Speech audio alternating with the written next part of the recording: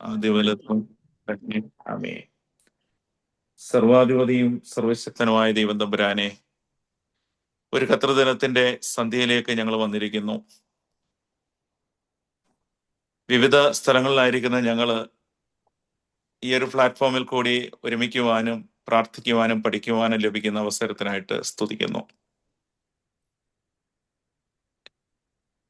MMESന്റെ പ്രവർത്തനങ്ങളെയും അതിന്റെ പ്രവർത്തകരെയും ദൈവസന്നിധിയിൽ സമർപ്പിക്കുന്നു. വരാൻ പോകുന്ന MMESന്റെ ആനുവൽ എക്സാം ഏറ്റവും ഭംഗിയായും ചിട്ടയായും നടത്തുവാൻ തക്കവണ്ണം ദൈവമേ, ഇതിൽ പങ്കുചേരുന്നവരൊക്കെ ദൈവമേ നിന്റെ വചനം പഠിക്കുവാനുള്ള ഒരു പ്ലാറ്റ്ഫോമായി ഇതിനെ ആക്കി തീർക്കണമേ. നിന്റെ വചനം അനുസരിച്ചിട്ട് ജീവിക്കുവാൻ തക്കവണ്ണം ഞങ്ങളുടെ കുടുംബങ്ങളെയും ഞങ്ങളുടെ ഇടവുകളെയൊക്കെ ക്രമീകരിക്കുവാൻ തക്കവണ്ണം ഈ ഒരു ക്ലാസ്സുകൾ ഇടയാകണമേ. ഇന്നത്തെ ക്ലാസ് നയിക്കുന്ന ബഹുമാനപ്പെട്ട ബ്രിൻസച്ചനെ ദൈവസന്നിധിയിൽ സമർപ്പിക്കുന്നു.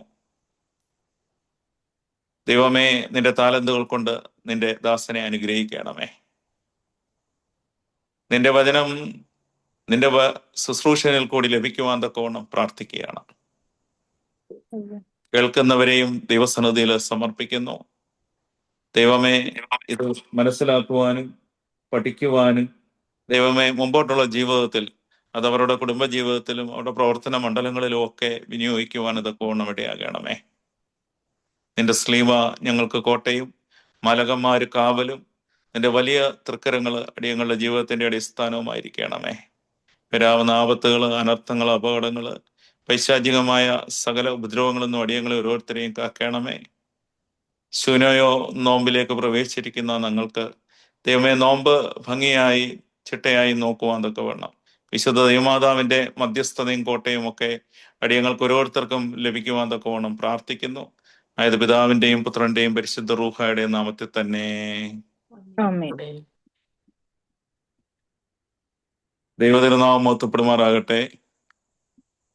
വന്യനായ ബ്രിൻസച്ചൻ, മറ്റ് സഹോദര വൈദികരെ, ഏഷ്യ പസഫിക് MMES ഡയസസിന്റെയും റീജന്റെയും ഓഫീസ് ബെയറേഴ്സ്, യൂണിറ്റുകളിൽ നിന്ന് കയറിയിരിക്കുന്ന ഈ ക്ലാസ് അറ്റൻഡ് ചെയ്യുവാൻ തക്കവണ്ണം ഇവിടെ ആയിരിക്കുന്ന ഏവരുമേ, നിങ്ങൾക്ക് ഏവർക്കും ക്രിസ്തുനാമത്തിൽ സ്നേഹവന്ദനം.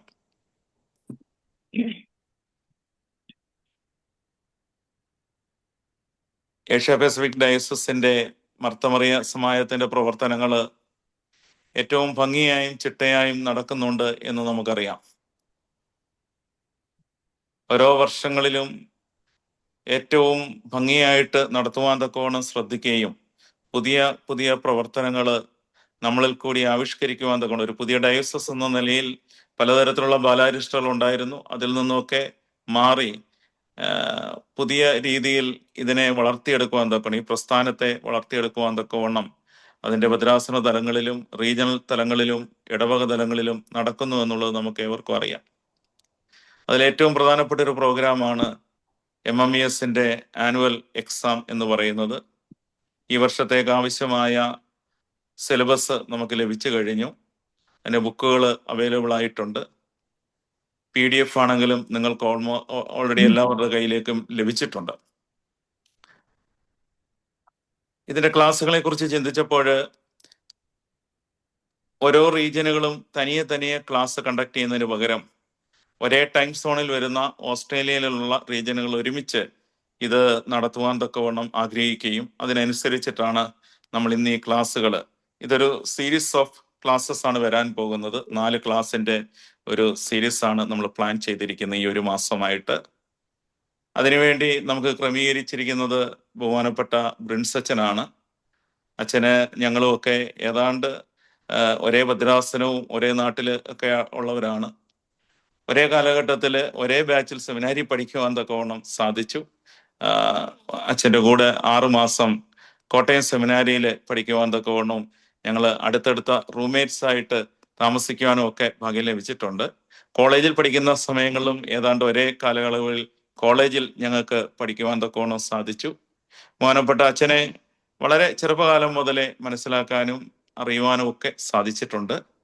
അച്ഛൻ ഇപ്പോൾ കോട്ടയം പഴയ സെമിനാരി, തിയോളജിക്കൽ സെമിനാരിയിലെ പ്രൊഫസറായിട്ട് അച്ഛൻ സേവനം അനുഷ്ഠിക്കുന്നുണ്ട്. ബഹുമാനപ്പെട്ട അച്ഛനെ നമ്മുടെ ഈ ക്ലാസ്സുകൾ നയിക്കുവാൻ തക്കവണ്ണം ഈ വർഷം ലഭിച്ചത് ഒരു ഭാഗ്യമായിട്ട് കരുതുകയും വളരെ സ്നേഹത്തോടുകൂടിയും ആദരവോടും കൂടി ഇവിടെ കൂടിയിരിക്കുന്ന ഏവരുടെയും നാമത്തിൽ ബഹുമാനപ്പെട്ട അച്ഛനെ ഈ ക്ലാസ്സുകൾ നയിക്കുവാൻ തക്കവണ്ണം സ്വാഗതം ചെയ്യുകയും ചെയ്യുന്നു. അതോടൊപ്പം തന്നെ ഇന്ന് ഈ മീറ്റിങ്ങിൽ അറ്റൻഡ് ചെയ്യുന്ന എല്ലാ ഓഫീസ് ബെറേഴ്സിൻ്റെയും, അത് ഭദ്രാസന തലമായിക്കോട്ടെ, റീജിയൻ ആയിക്കോട്ടെ, യൂണിറ്റ് തലത്തിലുള്ളവരെയും, അതോടൊപ്പം തന്നെ എല്ലാ മർത്തമറിയ വനിതാ സമാജത്തിൻ്റെ മെമ്പേഴ്സിനെയും ഈ ഒരു മീറ്റിങ്ങിലേക്ക് വളരെ സ്നേഹത്തോടുകൂടി ഈ ക്ലാസ്സിലേക്ക് സ്വാഗതം ചെയ്തുകൊണ്ട് ഞാൻ നിർത്തുകയാണ്. ബഹുമാനപ്പെട്ട അച്ഛന് മൈക്ക് കൈമാറുന്നു. ബഹുമാനപ്പെട്ട അച്ഛൻ ഇനിയുള്ള സമയം, അച്ഛൻ്റെ സമയം അനുസരിച്ച് തന്നെ അച്ഛന് ക്ലാസ്സുകൾ ക്രമീകരിക്കാൻ കുഴപ്പമൊന്നുമില്ല, എത്ര സമയം എടുക്കുന്നതുകൊണ്ടും കുഴപ്പമില്ല എന്നുള്ള കാര്യം സ്നേഹത്തോടെ അറിയിക്കുന്നു. അച്ഛൻ, over to you. Thank you അച്ഛൻ. ദൈവതിരുനാമം മഹത്വപ്പെടുമാറാകട്ടെ.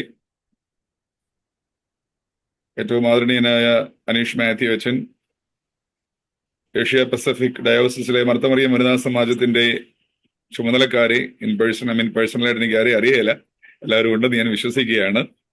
പ്രത്യേകിച്ച് നമ്മുടെ ഈ ക്ലാസ്സിൽ പങ്കെടുക്കുവാൻ തക്കവണ്ണം വളരെ താല്പര്യത്തോടെ കടന്നു വന്നിരിക്കുന്ന എല്ലാവർക്കും ദൈവനാമത്തിൽ സ്നേഹവന്ദനം. ഇന്ത്യൻ ടൈമിനേക്കാളും ബിഫോർ ടൈമുള്ള ഒരുപാട് ക്ലാസ്സുകൾ എടുത്തിട്ടുണ്ടെങ്കിലും ഒരു പോസ്റ്റ് ഇന്ത്യൻ ടൈമിലുള്ളൊരു സെഷൻ ആദ്യമായിട്ടാണ് ഞാൻ എടുക്കുന്നത്. അച്ഛന് ഗുഡ് ഈവനിങ് ഒക്കെ പറഞ്ഞപ്പോൾ ഞാൻ ആദ്യം ഒന്ന് ചിന്തിച്ചു, എന്താണ് ഈ ഗുഡ് ഈവനിങ്, പിന്നെ പെട്ടെന്നാണ് ഓർത്തത് you are about to sleep എന്നുള്ളത്. ഞാൻ പെട്ടെന്നാണ് ആലോചിച്ചത്, അവിടെ രാത്രി ഇപ്പോൾ 8 മണിയോ മറ്റോ ആണെന്നാണ് ഞാൻ വിശ്വസിക്കുന്നത്.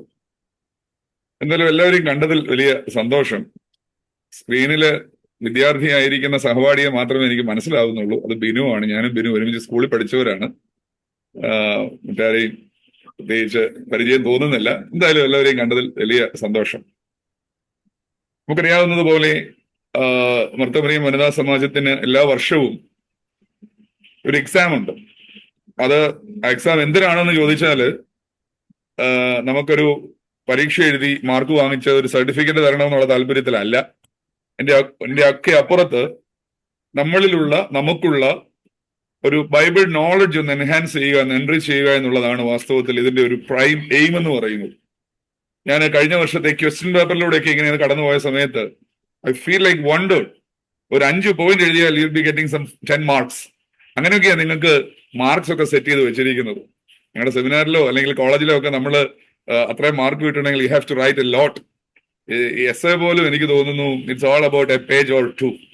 അപ്പം അത് നമ്മൾ ഒത്തിരി എഴുതുക എന്നുള്ളതോ അല്ലെങ്കിൽ ഒരുപാട് കാര്യങ്ങൾ നമ്മുടെ എക്സാം പെർസ്പെക്റ്റീവിൽ ഉൾക്കൊള്ളുക എന്നുള്ളതിനോടൊപ്പം അല്ലെങ്കിൽ അതിനേക്കാളും പ്രാധാന്യത്തോടെ എങ്ങനെ ബൈബിളിനെ നമ്മളൊന്ന് മനസ്സിലാക്കുക എന്നുള്ളതാണ്. Last year I think we studied the books of Esther and Ruth, and this year certain psalms are separated actually as the particular topics portion for our upcoming examination.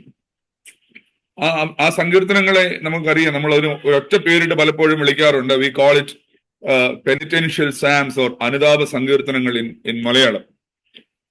അപ്പം ഞാൻ ഇന്ന് സംസാരിക്കാനായിട്ട് പോകുന്നത്, എനിക്ക് തോന്നുന്നു നിങ്ങൾക്ക് എല്ലാവർക്കും ഈ ബുക്ക് കിട്ടിയിട്ടുണ്ടല്ലോ അല്ലെ, എല്ലാവരുടെയും അതിന്റെ PDF ബുക്കോ ഉണ്ടെന്ന് എനിക്ക് തോന്നുന്നു. So all together we have 12 chapters, 12 lessons in that book, and I intend to deal with 3 chapters of the book today. ആദ്യത്തെ ഒരു 3 ചാപ്റ്റേഴ്സ് ഇന്നൊന്ന് എടുക്കാനായിട്ടാണ് ഞാൻ ആഗ്രഹിക്കുന്നത്. ബുക്ക് അതുപോലെ നമുക്ക് വായിച്ച് പറയാനെന്നുള്ള ഒരു സാഹചര്യം അതിന്റെ ആവശ്യവുമില്ല, ബിക്കോസ് നമുക്ക് എല്ലാവർക്കും അത് വായിക്കാൻ, അത് മനസ്സിലാക്കാൻ സാധിക്കുന്നതാണ്. ഞാൻ ആ ബുക്കിനെ ഒന്ന് പരിചയപ്പെടുത്തുക, അതോടൊപ്പം തന്നെ നമുക്ക് ഈ കാര്യങ്ങളൊക്കെ ഒന്ന് മനസ്സിലാക്കി പോവുക എന്നൊരു രീതിയിലാണ്. ആഫ്റ്റർ എവറി ക്ലാസ് നമ്മൾ ഇന്ന് പഠിച്ച പോർഷനിൽ നിന്ന് ഞാൻ കുറച്ച് ക്വസ്റ്റ്യൻസ് നിങ്ങൾക്ക് തരും. അത് പ്യുവർലി നമ്മുടെ ഒരു എക്സാം പോയിന്റ് ഓഫ് വ്യൂയിലുള്ള ക്വസ്റ്റ്യൻസ് ആയിരിക്കും. ഞാൻ അതിന്റെ ഡോക്യുമെന്റ് ഡോക്എക്സായിട്ട് ഞാൻ അനീഷത്തിന് അയച്ചു കൊടുത്തോളാം. അച്ഛനത് നിങ്ങൾക്ക് ഷെയർ ചെയ്തുമായിരിക്കും. നിങ്ങൾ അത് ഒന്ന് പ്രിപ്പയർ ചെയ്യാനും, എഴുതി തരാൻ പറഞ്ഞാൽ അത് പ്രയാസമായിരിക്കും എനിക്കറിയാം. അതുകൊണ്ട് എഴുതി തരണ്ട, നിങ്ങൾ അത് പ്രിപ്പയർ ചെയ്യുകയും അതൊന്ന് പ്രാക്ടീസ് ചെയ്യുകയും ചെയ്യുന്നത് നമ്മുടെ ഈ ലെസൺസിനെ ഒക്കെ നമ്മുടെ ഒന്ന് മെമ്മറൈസ് ചെയ്ത് വെക്കാനും അതിനകത്തോടൊക്കെ ഒന്ന് പോകാനും സഹായിക്കും എന്നുള്ളത് കൊണ്ട് ഇതായിരിക്കും ഒരു പാറ്റേൺ നമ്മൾ പോകുന്നത്. I have prepared certain slides for our class. ഞാൻ ഇംഗ്ലീഷിലാണ് സ്ലൈഡ്സ് പ്രധാനമായിട്ടും പ്രിപ്പയർ എന്നോട് പറഞ്ഞിരുന്നു ബൈലിംഗലായിട്ട് സംസാരിക്കണമെന്നൊക്കെ ഒന്ന് പറഞ്ഞിരുന്നു. സോ അതുകൊണ്ട് സ്ലൈഡ്സ് ഞാൻ ഇംഗ്ലീഷിൽ പ്രിപ്പയർ ചെയ്തിട്ടുണ്ട്. ഞാനത് പറയുമ്പോഴത്തേനും അത് മലയാളത്തിലും അത് സംസാരിക്കത്തക്ക രീതിയിലായിരിക്കും നമ്മുടെ ക്ലാസ്സുകൾ ക്രമീകരിക്കുന്നത് എന്ന് ഓർപ്പിക്കുന്നു. എനിക്ക് 1 മിനിറ്റ് ഒന്ന് തരണേ, 1 മിനിറ്റ്.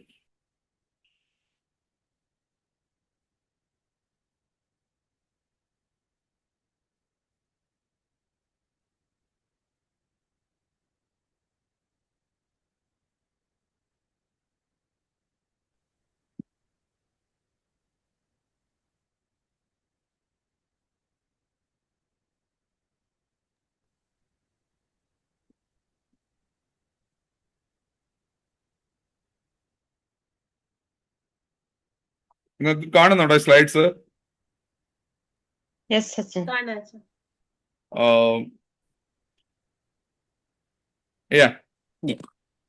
ഒരു നിമിഷം.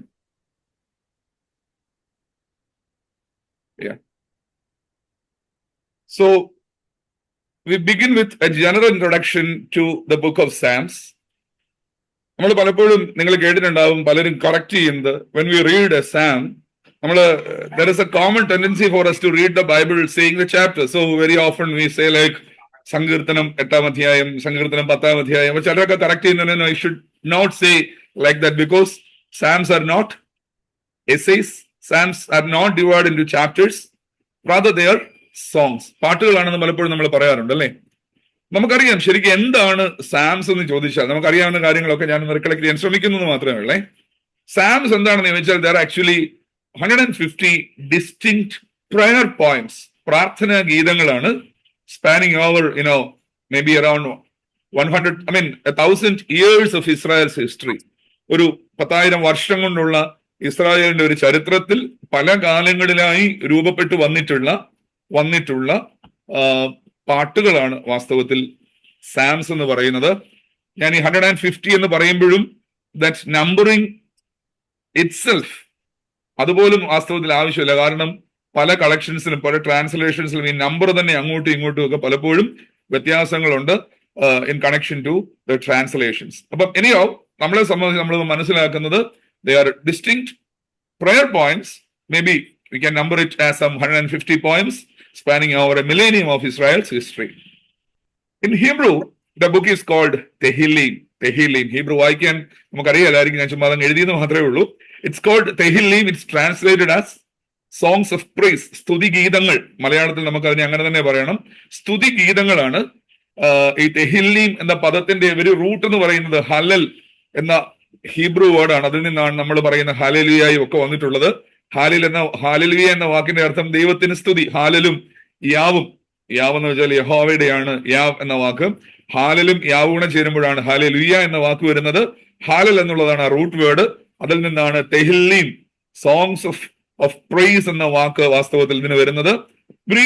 ഗ്രീക്ക് എന്തിനാണ് നമ്മൾ ശ്രദ്ധിക്കുന്നത് എന്ന് ചോദിച്ചാൽ നമ്മൾ മനസ്സിലാക്കണം, even though the books of the Old Testament they were written in Hebrew, gradually they were translated to Greek and we call it as, ആർക്കെങ്കിലും ഒന്ന് ഓർത്തെടുക്കാമോ? ഗ്രീക്ക് ബൈബിളിന് വിളിക്കുന്ന ഒരു പേരുണ്ട്. പണ്ട് കാലത്ത് തന്നെ ട്രാൻസ്ലേറ്റ് ചെയ്തിട്ടുള്ള ഗ്രീക്ക് ബൈബിളിന് റോമൻ ലെറ്റേഴ്സിൽ LXX നമ്മൾ എഴുതാറുണ്ട്. എന്താണത്? Very good. സെപ്റ്റിജുവന്റ് നമ്മൾ വിളിക്കുന്ന സെപ്റ്റിജുവൻ ബൈബിളാണ് ഗ്രീക്ക് ബൈബിള്. അവിടെ ഇതിനെ വിളിക്കുന്നത് സാൽമോയ് എന്നൊരു വാക്കുകൊണ്ടാണ്. It's a Greek term. അതിന്റെ അർത്ഥം ഇത്ര മാത്രമേ ഉള്ളൂ. They are songs sung with the accompaniment of certain stringed instruments. Psalter എന്ന് പറയുന്ന, സൾട്ടോറിയോൺ എന്ന് ഗ്രീക്കിൽ പറയും, സാൾട്ടർ എന്ന് പറയുന്ന ഒരു ഉപകരണത്തിന്റെ അക്കമ്പനിമെന്റിൽ പാടേണ്ട ഗീതങ്ങൾ എന്ന അർത്ഥത്തിലാണ് അതിന് സാൾട്ടർ. സുറിയാനിൽ വരുമ്പോൾ നമുക്ക് അറിയാവുന്ന വാക്കാണ് വി കോൾ ഇറ്റ് മസ്മൂർ, മസ്മൂറെ എന്നൊക്കെ നമ്മൾ പലപ്പോഴും പറയാറുണ്ട്, സേക്രഡ് ചാൻസ്. അപ്പം ആ 3 വാക്കുകൾ നിങ്ങൾ ഓർത്തിരിക്കുക. In Hebrew it's called Tehillim, in Greek it's called Salmoi, and in Syriac we call it as Masmur, and of course in Malayalam we call it Sankirtana. ഇത്രയും കാര്യങ്ങളൊന്ന് ജനറലി ഒന്ന് ഓർത്തിരിക്കുക. നിങ്ങൾ കേട്ടിട്ടുണ്ടാവും, generally the whole Psalms they are divided into five. യഹൂദന്മാരെ സംബന്ധിച്ചിടത്തോളം they made this division in connection with Torah. അവരുടെ law books ആണ് വാസ്തവത്തിൽ തോറ എന്ന് പറയുന്നത്. തോറ നിയമങ്ങളാണെങ്കിൽ അവർ വിശ്വസിക്കുന്നത് ആ നിയമങ്ങൾ അനുസരിച്ച് ദൈവവുമായുള്ള ബന്ധത്തിന്റെ ഭാഗമായി തങ്ങളുടെ പാട്ടുകളാണ് സങ്കീർത്തനം എന്ന അർത്ഥത്തിലൊക്കെയാണ് ഈ ഒരു ഡിവിഷൻസ് ഒക്കെ നമ്മൾ കാണേണ്ടത്. ഒന്ന് ഓർത്തിരുന്നാൽ മാത്രം മതി. നമ്മുടെ ബുക്കിനകത്ത് അതുണ്ടോ എന്ന് എനിക്ക് സംശയമുണ്ട്. Don't think all these things are in our prescribed book. ഞാനൊന്ന് പ്രിപ്പയർ ചെയ്തു എന്ന് മാത്രമേ ഉള്ളൂ. Book 1, book 2, book 3, book 4 and book 5 5 പുസ്തകങ്ങളായി ഈ സാംസിനെ ജനറലി തിരിച്ചിട്ടുണ്ട്. ഞാൻ നിങ്ങൾക്ക് ഈ സ്ലൈഡ് ഇതെല്ലാം കഴിയുമ്പോൾ തരാനായിട്ട് സാധിക്കും. നിങ്ങൾ ഒത്തിരി ഡീറ്റെയിലേക്ക് അങ്ങനെയും കയറി പോകാൻ പറ്റും. എനിവേ, ആദ്യത്തെ ബുക്ക് എന്ന് പറയുന്നത് കൂടുതലും ഡേവിഡിക് സാംസ് ആണ്, ദാവീദിന്റെ സങ്കീർത്തനങ്ങളാണ്. രണ്ടാമത്തെ ബുക്കിലേക്ക് വരുമ്പോഴും ദാവീദിന്റെ സങ്കീർത്തനങ്ങളും അതുപോലെ തന്നെ നിങ്ങൾ കേട്ട് കാണും സൺസ് ഓഫ് കോര, കോരഹ് പുത്രന്മാർ എന്ന് പറയുന്ന ഒരു കൂട്ടരുടെ ലീവൈറ്റ് പുരോഹിത ഗിൽഡുകൾ എന്നാണ് മലയാളത്തിൽ പറയുന്നത്. ഗിൽഡ് എന്ന് പറയുമ്പോൾ കൂട്ടങ്ങളാണ് അല്ലെ, പ്രീസ്ലി ട്രൈബ്സ് ആണ് അവരുടെ പാട്ടുകളാണ് ഈ ബുക്ക് 2 എന്ന് പറയുന്നത്. ബുക്ക് 3ലേക്ക് വരുമ്പം അഗെയിൻ ആസാഫിന്റെ സങ്കീർത്തനങ്ങൾ നിങ്ങൾ കേട്ട് കാണും. ആസഫൈറ്റ് ആൻഡ് കോരഹൈറ്റ് കളക്ഷൻസ് ആണ്. ബുക്ക് 4 അത് തുടങ്ങുന്നത് മോശ എഴുതിയ ഒരേ ഒരു സങ്കീർത്തനമേ ഉള്ളൂ, സാം 90 എന്ന് പറയുന്നത്, അത് തൊട്ടുള്ളതാണ്.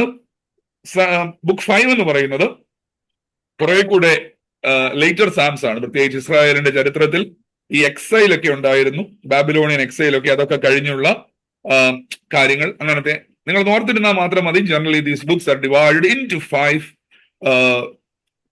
ബുക്സ് എന്നുള്ളതൊന്ന് ഓർത്തിരിക്കുക. And another slide regarding the authorship. പ്രധാനമായിട്ടും നമുക്കറിയാം, നമ്മൾ പലപ്പോഴും എല്ലാ സങ്കീർത്തനങ്ങളുടെയും എഴുത്തുകാരൻ ആരാണെന്ന് പറയും, ദാവീദാണെന്ന് പറഞ്ഞു നോക്കാറുണ്ട്. ദാവീദിന്റെ സങ്കീർത്തനം എന്നാണ്. പക്ഷെ എല്ലാ സങ്കീർത്തനങ്ങളും എഴുതിയതാരല്ല, ഡേവിഡ് അല്ല. King David he wrote almost 73 psalms. ആസാഫും മക്കളും ചേർന്ന് 12. കോരഹ് പുത്രന്മാരുടേത് വിനോ they wrote 11 സാംസ്. ആൻഡ് ശലോമോന്റെ സങ്കീർത്തനങ്ങൾ 2 ഉണ്ട്, 72, 127. മോശയുടെ ഒരെണ്ണമുണ്ട്. എസ്രാഹിനായ ഏഥാൻ എന്ന് പറയുന്ന ഒരാളുടേതുണ്ട്. And we have more or less 50 anonymous entries. ഇത്രയും കാര്യങ്ങളാണ് എഴുത്തുകാരെ സംബന്ധിച്ച് നമ്മൾ മനസ്സിലാക്കേണ്ടത്. ഞാൻ പറയുന്നത് കിട്ടുന്നുണ്ടോ? ക്ലിയർ ആണല്ലോ? യാ, എഴുത്തുകാരെ സംബന്ധിച്ച് നമ്മൾ ഓർത്തിരിക്കേണ്ട കാര്യങ്ങൾ. ഞാനതൊക്കെ എന്തിനാണ് പറയുന്നത് എന്ന് ചോദിച്ചാൽ, നമ്മൾ ഏത് കാര്യം പഠിക്കുന്ന സമയത്തും എന്താണ് അത് നമ്മളത് മനസ്സിലാക്കാൻ വേണ്ടി ഞാനത് ഇൻക്ലൂഡ് ചെയ്തെന്ന് മാത്രമേ ഉള്ളൂ. അടുത്തൊന്ന് നിങ്ങൾ ഒരു കാര്യമായിട്ട് നിങ്ങളൊന്ന് മനസ്സിൽ വെക്കേണ്ട ഒരു കാര്യമാണ്. നമ്മളൊരു ലിറ്ററേച്ചർ ഒക്കെ പഠിക്കുന്ന സമയത്ത് നമ്മൾ അതിനെ കാറ്റഗറൈസ് ചെയ്യാറുണ്ട്. ഏത് ടൈപ്പ് ഓഫ് സോങ്സ് ആണ് അല്ലെ? ഇപ്പൊ ഇംഗ്ലീഷിൽ തന്നെ നമുക്കറിയാമല്ലോ, നമുക്ക് എലിജി എന്ന് പറയുന്ന ഒരു ടൈപ്പ് ഓഫ് സോങ്സ് ഉണ്ട്. എലിജീസ് എന്താണ്? വിലാപകാവ്യങ്ങളാണ് അല്ലെ? ഒരാൾ മരിച്ചു കഴിയുമ്പോൾ അതിന്റെ സങ്കടത്തിൽ എഴുതുന്ന എലിജീസ് ഉണ്ട്. അല്ലെങ്കിൽ വി ഹാവ് എപ്പിക്സ്. എപ്പിക്സ് എന്ന് വെച്ചാൽ പണ്ട് കാലത്ത് ജീവിച്ചിരുന്ന മഹാരഥന്മാരെ, അവരുടെ കാര്യങ്ങളെ കീർത്തി ചെയ്യുന്ന എപ്പിക്സ് ഉണ്ട്. ഒത്തിരി different genres, different types of literature ഉണ്ട്. എന്ന് പറഞ്ഞതുപോലെ ഈ സാംസിനെയും പലപ്പോഴും ലിറ്റററി ക്ലാസിഫിക്കേഷൻസ് നടത്താറുണ്ട്. അതിൽ നമ്മളൊന്ന് ചുമ്മാതെ ഞാൻ ഇങ്ങനെ കുറിച്ചിരിക്കുന്ന കുറെ സാധനങ്ങൾ നിങ്ങൾ നോക്കിയാൽ മനസ്സിലാവും. We have hymns of praise and thanksgiving. കൃതജ്ഞതാ ഗീതങ്ങളും അല്ലെങ്കിൽ സ്തുതി ഗീതങ്ങളും ഉൾക്കൊള്ളുന്ന പാട്ടുകളുണ്ട്. അവിടെയൊക്കെയുള്ള യഹോവയുടെ സൃഷ്ടിയെ അല്ലെങ്കിൽ രക്ഷാകര കാര്യങ്ങളെയൊക്കെ സ്തുതിച്ചുകൊണ്ടുള്ള പാട്ടുകളുണ്ട്. And we have some royal psalms. അതിനെ പലപ്പോഴും എൻത്രോൺമെന്റ് സാംസ് എന്നൊക്കെ പലപ്പോഴും വിളിക്കാറുണ്ട്. ഒരു രാജാവായിട്ട് യഹോവയെയോ അല്ലെങ്കിൽ വരുവാനുള്ള മശിഹായെയോ ഒക്കെ കണ്ടുകൊണ്ട് അതിനെ കുറിച്ചുള്ള റോയൽ സാംസ്, മെസ്സയാനിക് സാംസ് ഉണ്ട്. മൂന്നാമതായിട്ട് ഞാൻ പറഞ്ഞതുപോലെ ലെമൻസ് ഉണ്ട്, ലെമന്റേഷൻസ് ഉണ്ട്, വിലാപങ്ങളുണ്ട്. ഇൻഡിവിജ്വൽ ആൻഡ് കമ്മ്യൂണൽ, അതായത് ഒരു വ്യക്തിയുടെ വിലാപമായിട്ടും അല്ലെങ്കിൽ സമൂഹത്തിന്റെ. ഫോർ എക്സാമ്പിൾ നിങ്ങൾ കേട്ട് കാണുമല്ലോ, ബാബേൽ നദികളുടെ തീരത്ത് ഞങ്ങൾ ഇരുന്നു, അലിര വൃക്ഷങ്ങളിൽ ഞങ്ങൾ ഞങ്ങളുടെ കിന്നരങ്ങളെ തൂക്കിയിട്ടു, യെരുശലേമേ യെരുശലേമേ നിന്നെ ഞാൻ മറന്നുപോയെങ്കിൽ എന്റെ കണ്ണാക്കിനോട് പറ്റിപ്പോകട്ടെ എന്നൊക്കെ പറഞ്ഞ് ഒരു പാട്ടുകാരൻ അങ്ങ് പ്രവാസത്തിൽ ഇരുന്ന് ഒരു നദിയുടെ ചുവട്ടിലിരുന്ന് അതിന്റെ സൈഡിലിരുന്ന് സങ്കടപ്പെട്ടിരുന്ന പാട്ടുകളാണ് ഈ ലെമന്റേഷൻസ് എന്ന് പറയുന്നത്. ആൻഡ് വിസ്ഡം ആൻഡ് തോറ സാംസ് ഉണ്ട്, ജ്ഞാന സങ്കീർത്തനങ്ങളുണ്ട്. സോങ്സ് ഓഫ് അസൻസ്, അത് നിങ്ങളൊന്ന് ശ്രദ്ധിക്കണം. മലയാളത്തിൽ തന്നെ എന്നാ പറയുന്നത് കേട്ടിട്ടുണ്ടായിരിക്കുമല്ലോ. സോങ്സ് ഓഫ് അസെന്റ് എന്താണ്? ആരോഹണം. Very good. ആരോഹണ ഗീതങ്ങൾ. ആരോഹണ ഗീതങ്ങളും ഉണ്ട്. ആരോഹണം ഉണ്ടെങ്കിൽ സോങ്സ് ഓഫ് ഡിസെന്റും ഉണ്ട്, അവരോഹണ ഗീതങ്ങളും ഉണ്ട്. എന്താണ് ഈ സോങ്സ് ഓഫ് അസെന്റും സോങ്സ് ഓഫ് ഡിസെന്റും? എന്താണെന്നറിയാമോ? അതായത് നിങ്ങൾ ഈ പ്രത്യേകിച്ച് മധ്യ തിരുവിതാംകൂറിലുള്ള ആളുകൾക്ക് വളരെ ഫെമിലിയർ ആയ ഒരു എക്സാമ്പിൾ പറയുമ്പോൾ മനസ്സിലാവും. ഈ ശബരിമലയിലേക്ക് പോകുന്ന ആളുകൾ എന്ത് ചെയ്തുകൊണ്ടാ പോകുന്നത്? ശരണം വിളിച്ചുകൊണ്ടാ പോകുന്നത്, സ്വാമിയെ അയ്യപ്പ, അല്ലേ? അത് എന്തിനാ അവർ പോകുന്നതെന്ന് ചോദിച്ചാൽ, ഒന്നവർ പ്രാർത്ഥിക്കുകയാണ്, പക്ഷെ അതിനേക്കാട്ടിലും കൂടുതൽ അവരുടെ ആ ഒരു നടന്നു പോകുന്നതിന്റെ ഒരു ബുദ്ധിമുട്ട് മറയ്ക്കാൻ വേണ്ടിയിട്ടാണ്. പണ്ടുകാലം നിങ്ങൾ കേട്ടിട്ടുണ്ടല്ലോ, ഈ വലിയ തടി ലോറിയിലൊക്കെ തടി കയറ്റുന്ന സമയത്ത് ഇവരിങ്ങനെ, അല്ലെ, ഇത് എന്തുവാ, ഏലയ്യ ഏലയ്യ എന്ന് വിളിക്കാറുണ്ട്. They are making their task easy എന്ന് പറയുന്നത് പോലെ യെരുശലേം എന്ന് പറയുന്നത്, ടെമ്പിൾ എന്ന് പറയുന്നത് ഒരു മലയുടെ മുകളിലുള്ള ഒരു സ്ഥലമാണ്. when they climb the city, ഇന്നത്തെ പോലെ വലിയ റോഡും വണ്ടിയൊന്നും ഇല്ല, ഇവർ നടന്നു പോവാണ്. when they climb up the city during their travel to the temple, അവർ ഈ പാട്ട് പാടിക്കൊണ്ടാണ്. അതാണ് സോങ്സ് ഓഫ് അസെന്റ്. മേപ്പോട്ട് പോകുമ്പോൾ പാടിക്കൊണ്ട് പോകുന്ന പാട്ടുകളാണ് സോങ്സ് ഓഫ് അസെന്റ്. തിരിച്ചിറങ്ങി വരുമ്പോൾ വരുന്ന പാട്ടുകളാണ് സോങ്സ് ഓഫ് ഡിസെന്റ് എന്ന് പറയുന്നത്. സോ അങ്ങനത്തെ 120 മുതൽ 34 വരെയുള്ള സങ്കീർത്തനങ്ങളുണ്ട്. ആൻഡ് ദ ലാസ്റ്റ് വൺ എന്താണ്? പെനിറ്റൻഷ്യൽ സാംസ് ഉണ്ട്. Deep reflections on confession, sin and divine mercy. അങ്ങനെയുള്ള 7 സങ്കീർത്തനങ്ങളുണ്ട്. About which we are going to look into detail. നമ്മൾ അതിനെയാണ് നമ്മുടെ ഒരു ചിന്താ വിഷയമായിട്ട് വാസ്തവത്തിൽ വേർതിരിച്ചിരിക്കുന്നത്. ഞാൻ ഇത്രയും പറഞ്ഞ കാര്യങ്ങൾ നിങ്ങൾക്ക് കിട്ടി എന്ന് ഞാൻ വിശ്വസിക്കുകയാണ്. ഞാൻ അല്പം സ്പീഡിലാണ് പറയുന്നതെന്ന് എനിക്കറിയാം. ഞാൻ സ്പീഡ് പറയുന്നതിന്റെ കാരണം നമുക്കൊരു 1 അവറിനകത്ത് ഇത്രയും കാര്യങ്ങളൊന്ന് ഉൾക്കൊള്ളണമെന്നുള്ളതും കൊണ്ടും കൂടെയാണ്. സോ നമ്മൾ ആദ്യം തൊട്ട് പറഞ്ഞ കാര്യങ്ങൾ ഒന്ന് റിക്കളക്ട് ചെയ്തെടുക്കുകയാണെങ്കിൽ, what are the book of psalms, അതിന്റെ ഡിഫറെന്റ് നെയിംസ് നമ്മൾ കണ്ടു. അത് കഴിഞ്ഞിട്ട് അതിന്റെ 5-fold ഡിവിഷൻ നമ്മൾ കണ്ടു. After that we have seen the key authors, the writers of the book, and we have seen the major literary classifications. ഇത്രയും കാര്യങ്ങളാണ് നമ്മൾ ഇതുവരെ കണ്ടത്. And now we are going into the penitential psalms, അല്ലെങ്കിൽ അനുതാപ സങ്കീർത്തനങ്ങൾ എന്ന് നമ്മൾ വിളിക്കുന്ന സങ്കീർത്തനങ്ങളിലേക്ക് പോവുകയാണ്. നമ്മുടെ ബുക്ക് ഇനിയും കുറെ കൂടെ നമുക്ക് നമ്മുടെ ഒരു കാര്യത്തിന് ഇപ്പൊ നോക്കണ്ട, നിങ്ങൾക്ക് ശേഷം നിങ്ങൾക്ക് ഇനിയും പറയാൻ പോകുന്ന കാര്യങ്ങൾ നിങ്ങളുടെ ബുക്കിൽ കുറെ കൂടെയൊക്കെ കിട്ടാനായിട്ട് സാധിക്കും. What are penitential psalms? What are the group? Why this group called അനുതാപ സങ്കീർത്തനങ്ങൾ? എന്തുകൊണ്ട് ഇവയെ അനുതാപത്തിന്റെ സങ്കീർത്തനങ്ങൾ എന്ന് വിളിക്കുന്നു എന്നൊരു ക്വസ്റ്റ്യൻ ആണ്. നമുക്ക് എളുപ്പമൊന്ന് മനസ്സിലാക്കാൻ വേണ്ടി ഞാൻ ഒരു ഡെഫിനേഷൻ ഇട്ടൊന്ന് മാത്രമേ ഉള്ളൂ. അല്ലെ, they are a designated group of 7 psalms. അവർക്ക് എല്ലാവർക്കും ഒരു പൊതു സ്വഭാവമുണ്ട്. എന്താണ്? They are characterized by deep sorrow for sin. തെറ്റ് ചെയ്തു പോയി, പാപം ചെയ്തു പോയി എന്നുള്ള ഒരു വലിയ സങ്കടം ഈ പാട്ടിനകത്തൊക്കെ എല്ലാത്തിനകത്ത് നെളിച്ച് കാണും. തെറ്റ് ചെയ്തു പോയി കഴിഞ്ഞാൽ അടുത്തൊരു സ്റ്റേജ് ആണ് എന്ത്? Confession of the transgression. ആ ചെയ്തു പോയ തെറ്റിനെ കുറിച്ചുള്ള ഏറ്റുപറച്ചിൽ and desperate appeal for unmerited divine mercy. ഇനി ഞങ്ങൾക്ക് ആശ്രയം വെക്കാൻ ആരുമില്ല, മറ്റാരിലുമില്ല.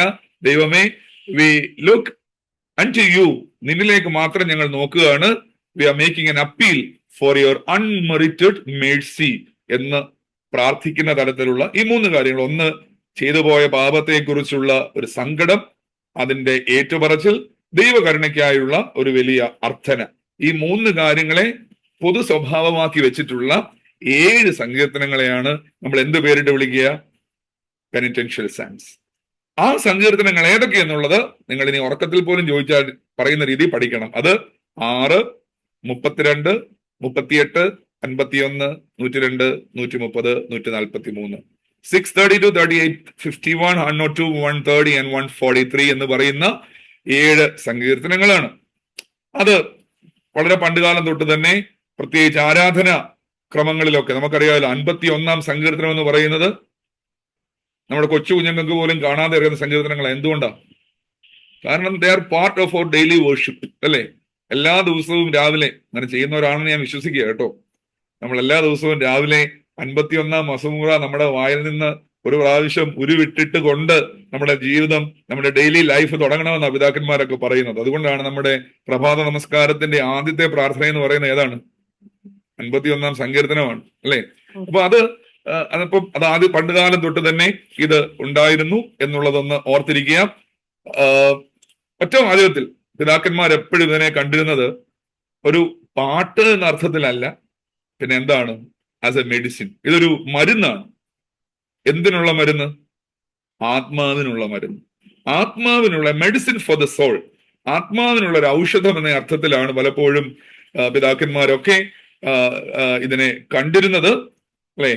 As A spiritual clinic where the wounded soul seeks the great physician. where the wounded soul seeks the great physician. ആരാണ് ഗ്രേറ്റ് ഫിസിഷ്യൻ? അത് കർത്താവാണ്, ദൈവമാണ്. തമ്പുരാനാൽ സൗഖ്യം കിട്ടുവാൻ തക്കവണ്ണം ഒരാത്മാവ് തേടുന്ന ഒരു ഒരു ഔഷധപുരയോ ഔഷധവുമായിട്ടൊക്കെയാണ് വാസ്തവത്തിൽ ഈ സങ്കീർത്തനങ്ങളെ പിതാക്കന്മാര് കണ്ടിട്ടുള്ളത്. നമ്മൾ ആ പറഞ്ഞ സ്റ്റേറ്റ്മെന്റിൽ ഒരു വാക്കും കൂടെ, ഞാൻ ഈ നോസോസ് എന്ന് കേട്ടിരിക്കുന്ന ഗ്രീക്ക് വാക്കുകളാണ്, നിങ്ങൾ ഓർക്കണമെന്നില്ല കേട്ടോ, അതങ്ങ് വിട്ടച്ചാൽ മതി. ഞാനെങ്കിലും അത് പറയുന്ന കൂട്ടത്തിൽ ഒന്ന് പറഞ്ഞു പോകുന്നേ ഉള്ളൂ. ഈ പാപത്തെ എപ്പോഴും നമ്മുടെ ഒരു വിശ്വാസം അനുസരിച്ച് പാപം എന്താണ്? പാപം ഒരു രോഗമാണ്. പാപം ഒരു രോഗമാണ്. അത് എന്താ? Sin is disease, not just guilt. അതൊരു ആത്മീയ രോഗമാണ്. ആ രോഗം ബാധിച്ചാലുള്ള പ്രശ്നം എന്താണ്? ഫോർ എക്സാമ്പിൾ, നിങ്ങൾ ആലോചിച്ച് നോക്കി, നമുക്ക് ഒരു അസുഖം വരുന്നു. അസുഖം വരുമ്പോഴത്തേനും നമുക്കുള്ളിൽ സംഭവിക്കുന്നത് നമ്മുടെ ആകാരം, നമ്മുടെ മുഖം തന്നെ നമുക്കറിയാം. ഒരു പനി വന്നാൽ പോലും നമ്മുടെ മുഖത്ത് നോക്കി അറിയാൻ പറ്റും, അല്ലേ? നിങ്ങൾക്ക് പനിയാണോ അല്ലേ? അറിയത്തില്ലേ? അറിയാൻ പറ്റും. അതായത് നമ്മൾ ക്ഷീണിച്ച് മുഖമൊക്കെ വാടി കണ്ണൊക്കെ കുഴിഞ്ഞ്, അതിന്റെ അർത്ഥം ആ രോഗം നമ്മുടെ ശരീരത്തെ ബാധിച്ചു എന്നുള്ളതാണ്. അങ്ങനെയാണെങ്കിൽ ഈ പാപരോഗം നമ്മുടെ എന്തിനെയാ ബാധിക്കുക? നിങ്ങളൊന്ന് ആലോചിച്ച് നോക്കി, എന്തിനെയായിരിക്കും? ഈ പാപം ഒരു അസുഖമാണെന്ന് പറഞ്ഞാൽ ആ പാപം ബാധിക്കുന്നത് എന്തിനെ ആയിരിക്കും? പിതാക്കന്മാര് പറയുന്നത് that distorts the divine image in you. We all are created how? In his image and likeness. ദൈവത്തിന്റെ സ്വരൂപത്തിലും സാദൃശ്യത്തിലുമാണ് നമ്മളെ സൃഷ്ടിച്ചത്. ഐക്കോൺ എന്നൊരു വാക്കാണ്. ഐക്കോൺ എന്ന് വെച്ചാൽ ശരിക്കും റിഫ്ലക്ഷൻ എന്നൊക്കെയാണ് അർത്ഥം. നമ്മുടെ ഐക്കൺ, നമ്മൾ ആരുടെ ഐക്കണാണ്? ദൈവത്തിന്റെ ഐക്കണാണ്. We have his image and likeness. പക്ഷെ പാപം വന്ന് കഴിയുമ്പോഴത്തേക്കിനും the sin distorts the divine image and weakens human nature, and thus അതുകൊണ്ടാണ് നമ്മൾ പറയുന്നത് പാപത്തിന്റെ ശമ്പളം എന്താണെന്ന് പറയുന്നത്? മരണമാണെന്ന് പറയുന്നത്. പാപത്തിന് അത് അങ്ങനെയാണ്, അല്ലെ? ആദാം പാപം ചെയ്തപ്പോൾ ആദാമിനോട് പറഞ്ഞു നീ മരിക്കും. അതൊരു ഫിസിക്കൽ ഡെത്തിനെ കുറിച്ചാണോ പറഞ്ഞത്? അല്ല, പാപം ചെയ്തപ്പോൾ അവന് കിട്ടിയ മരണം. സോ അതാണ് സിൻ എന്ന് പറയുന്നത്. ഓർത്തഡോക്സ് വിശ്വാസത്തിൽ, ഓർത്തഡോക്സ് അണ്ടർസ്റ്റാൻഡിങ്ങിൽ, ഒരു ഹ്യൂമൻ സ്റ്റഡിയിൽ പാപം എന്ന് പറയുന്നത് അതാണ്, രോഗമാണ്. അങ്ങനെയാണെങ്കിൽ അതിൽ നിന്ന് എങ്ങനെ മറികടക്കാം? അവിടെയാണ് റിപ്പന്റൻസ് എന്ന, അനുതാപം എന്ന വാക്കിന്റെ പ്രസക്തി എന്ന് പറയുന്നത്. അത് വാസ്തവത്തിൽ ഒരു റെസ്റ്റോറേഷനാണ്. നിങ്ങളത് ആലോചിച്ച് നോക്കി, നമ്മൾ രാത്രി കിടന്നുറങ്ങുക. ഞാൻ പറയുന്നത് ശ്രദ്ധയോടെ കേട്ടോണേ. നമ്മൾ രാത്രി കിടന്നുറങ്ങുകയാണ്, നല്ല ഇരുട്ടത്താണ് കിടന്നുറങ്ങുന്നത്. എഴുന്നേൽക്കുന്ന ആ മിനിറ്റിൽ ലൈറ്റ് ഇടാൻ നമ്മൾ ആഗ്രഹിക്കുമോ? ഞങ്ങളുടെ നാട്ടിലൊക്കെ പറയോ കണ്ണ് പുളിച്ചു പോയെന്ന് പറയും. അല്ലേ? അതായത് നമ്മൾ ഇരുട്ടത്ത് നിന്നിട്ട് പെട്ടെന്ന് ലൈറ്റിലേക്ക് വരുമ്പോൾ നമുക്ക് എന്തുണ്ടാവും? നമുക്കൊരു പ്രശ്നമുണ്ടല്ലേ?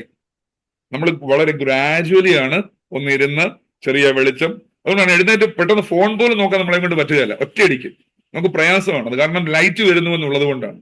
വാസ്തവത്തിൽ ഈ റെസ്റ്റോറേഷൻ എന്ന് പറയുന്ന, റെപ്പന്റൻസ് എന്ന് പറയുന്നത്, ഇരുട്ടത്തിരുന്ന് നമ്മൾ ആ വലിയ വെളിച്ചത്തിലേക്ക് വരാനുള്ള ഒരു സ്റ്റെപ്പാണ്. It equips us to turn back to the source of life and light. ഇത് കർത്താവാണ്.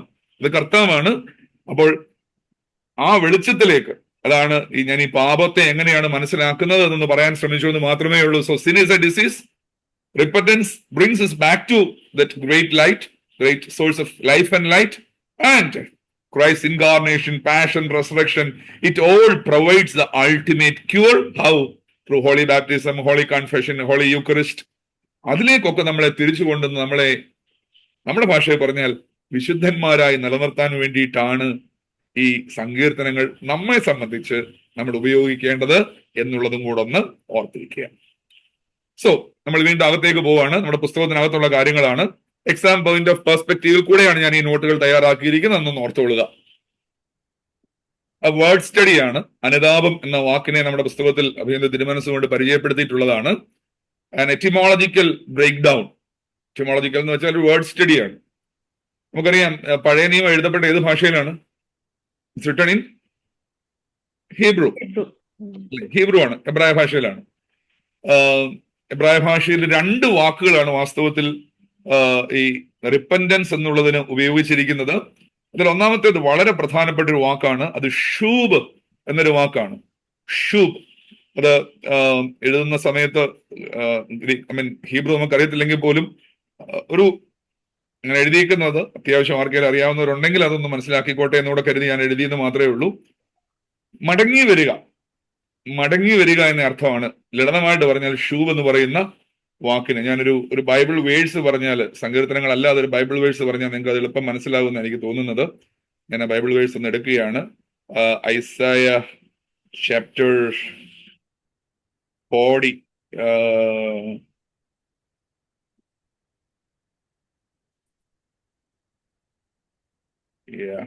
ഞാൻ റെഫറൻസ് വിട്ടുപോയി. ഷൂബ് എന്നാണ്, ഞാൻ റെഫറൻസ് അങ്ങ് വിട്ടുപോയി പെട്ടെന്ന് പറഞ്ഞപ്പോഴത്തേനും. അതായത് പാപം ചെയ്തു, ഒരു ജനം മുഴുവൻ പാപം ചെയ്തു പോയി. നിങ്ങൾക്കറിയാമല്ലോ, ഈ യെശയ്യാ പ്രവാചകൻ പറയുന്നുണ്ട്, ആകാശമേ കേൾക്ക, ഭൂമിയെ ചെവി തരിക, കാളയുടയവനെ അറിയുന്നു, കഴുത യജമാനനെ അറിയുന്നു, എന്റെ ജനം എന്നെ അറിയുന്നില്ല. അത് പാപത്തിന്റെ അവസ്ഥയെക്കുറിച്ചാണ്. അതുകൊണ്ട് ദൈവം അവരെ ശിക്ഷിച്ചു. ഇതാണ് യെശയ്യാവിന്റെ ആദ്യത്തെ 1 മുതൽ 39 വരെയുള്ള അധ്യായങ്ങൾ. ഐസയ ചാപ്റ്റർ 40 തുടങ്ങുന്നത് നിങ്ങൾ നോക്കിയാൽ മനസ്സിലാകും. Comfort my people says God എന്നാ പറയുന്നത്. എന്റെ ജനത്തെ ആശ്വസിപ്പിപ്പിൻ എന്ന് ദൈവം അരുളി ചെയ്യുന്നു എന്ന് പറഞ്ഞാണ് ഐസയ ചാപ്റ്റർ 40 തുടങ്ങുന്നത്. അതിന്റെ അർത്ഥം it is an urge to return back to God. നിങ്ങൾ തിരിച്ചു വരണം. അതിനുപയോഗിച്ചിരുന്ന വാക്കാണ് വാസ്തവത്തിൽ ഈ ഷൂബ് എന്ന് പറയുന്ന ഒരു വാക്ക്. To turn back, return or retrace. അല്ലെ, it implies a physical movement away from sin and back toward covenantal fellowship with God.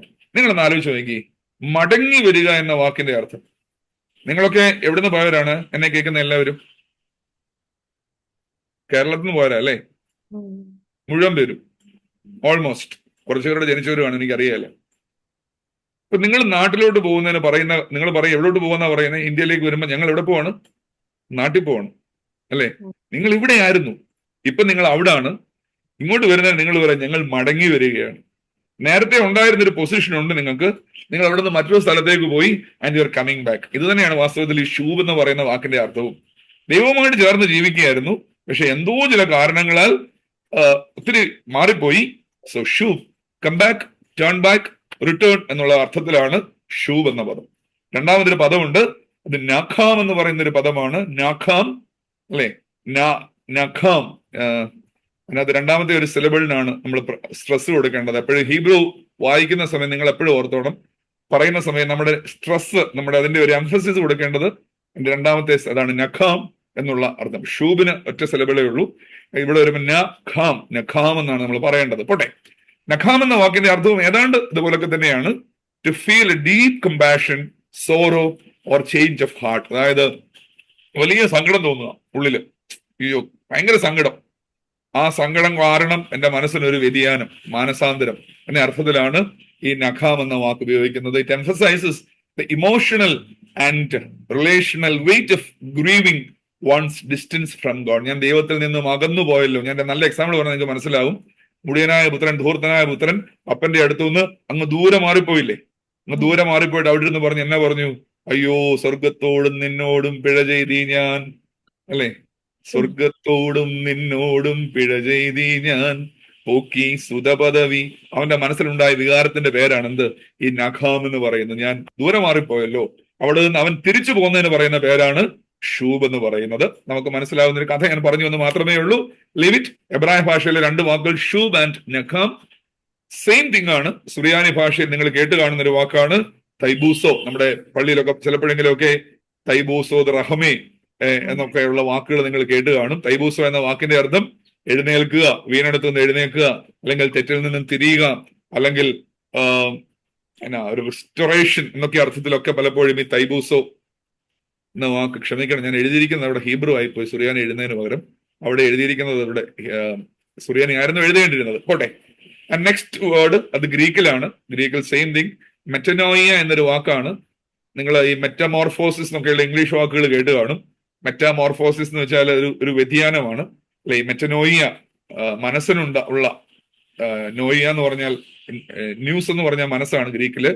അപ്പം മെറ്റനോയിയ എന്ന് പറഞ്ഞാൽ radical transformation of mind, perspective and life orientation എന്ന അർത്ഥത്തിലൊക്കെയാണ് പ്രത്യേകിച്ച് പുതിയ നിയമത്തിൽ ആവർത്തിച്ച് വരുന്ന വാക്കുകളിൽ ഒന്നാണ് ഈ മെറ്റനോയിയ എന്ന് പറയുന്ന വാക്ക്. ഒരു 30 തവണയെങ്കിലും ഒരു നൗണായിട്ടൊക്കെ നമ്മുടെ ന്യൂ ടെസ്റ്റമെന്റിൽ വരുന്നു. ഈ വാക്കുകളൊക്കെ ഓർത്തിരിക്കുക. പിതാക്കന്മാരുടെ 1-2 സ്റ്റേറ്റ്മെന്റ്സ് ഉണ്ട്, നമ്മുടെ പുസ്തകത്തിലുണ്ട്. ഞാൻ അതിന്റെ ഡീറ്റെയിലേക്ക് കയറുന്നില്ല. പിതാക്കന്മാർ പറയുന്നുണ്ട്. ഞാൻ ഇംഗ്ലീഷ് എഴുതിയത് കുഴപ്പമില്ല, ഞാൻ വിശ്വസിക്കുകയാണ്. നിങ്ങൾ പാരൽ മലയാളം കൂടെ നോക്കിക്കോണേ, മലയാളത്തിൽ പരീക്ഷ എഴുതുന്നവരെ. അതിനകത്ത് പറയുന്നുണ്ട്, അതൊരിക്കലും അനുതാപം എന്ന് പറയുന്ന ഒരു പാപിയുടെ മേലുള്ള വിധിയല്ല, മറിച്ച് അവന്റെ മുമ്പിൽ തുറന്നിട്ടിരിക്കുന്ന ഒരു വാതിലാണ്, രക്ഷയുടെ വാതിലാണ്.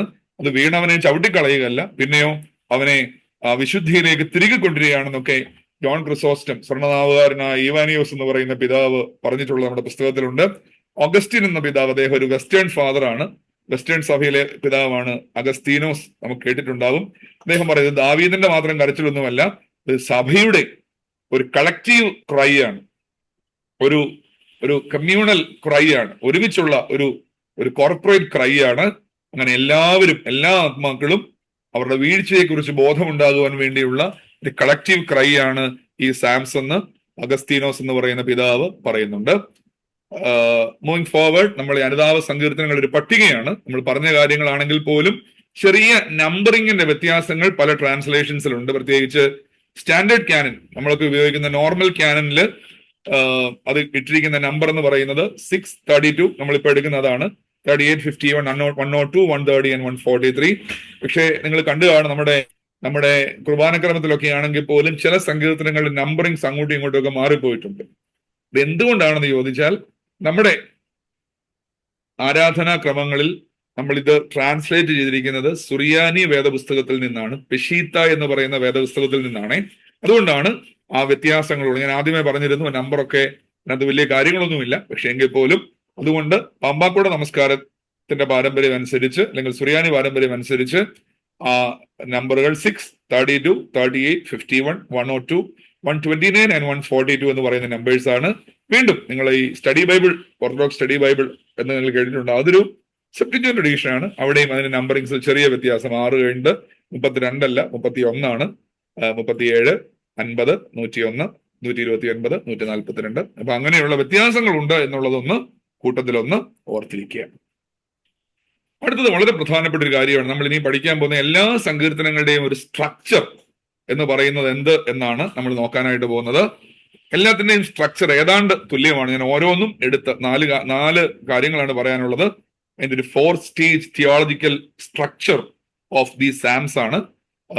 അത് നമ്മുടെ ഞാൻ മലയാളം കൊണ്ട് ടെക്സ്റ്റ് കൂടെ എടുത്താൽ നമുക്കത് മനസ്സിലാവും തോന്നുന്നു. ഒന്നാമത്തേത് പാപസമ്മതവും ഏറ്റുപറച്ചിലും. എല്ലാ സങ്കീർത്തനങ്ങളുടെയും തുടക്കം അങ്ങനെയാണ്, കൺഫെഷൻ ഓഫ് സിൻ. എന്താണത് നോക്കൂ.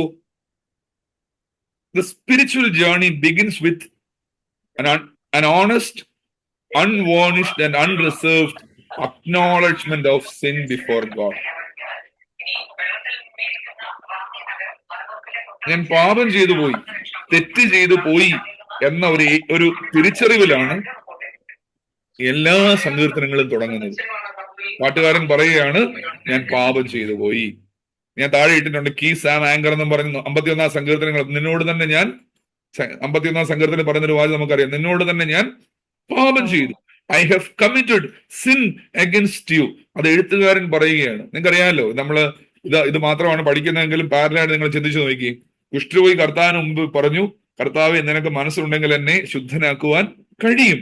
അയാൾ ആദ്യം തിരിച്ചറിയുകയാണ്, എനിക്കൊരു കുറവുണ്ട്, I am unclean, I am impure എന്ന് ആ മനുഷ്യൻ തിരിച്ചറിഞ്ഞിട്ടാണ് അയാൾ പറയുന്നത്, if you wish we can make me clean എന്ന് പറയും. എന്ന് പറയുന്നത് പോലെയാണ് ഇവിടെയും നമ്മൾ ഒന്നാമത് എല്ലാ സങ്കീർത്തനങ്ങളിലും കാണുന്ന ദർശനങ്ങളിൽ ഒന്ന്, that is a confession of sin.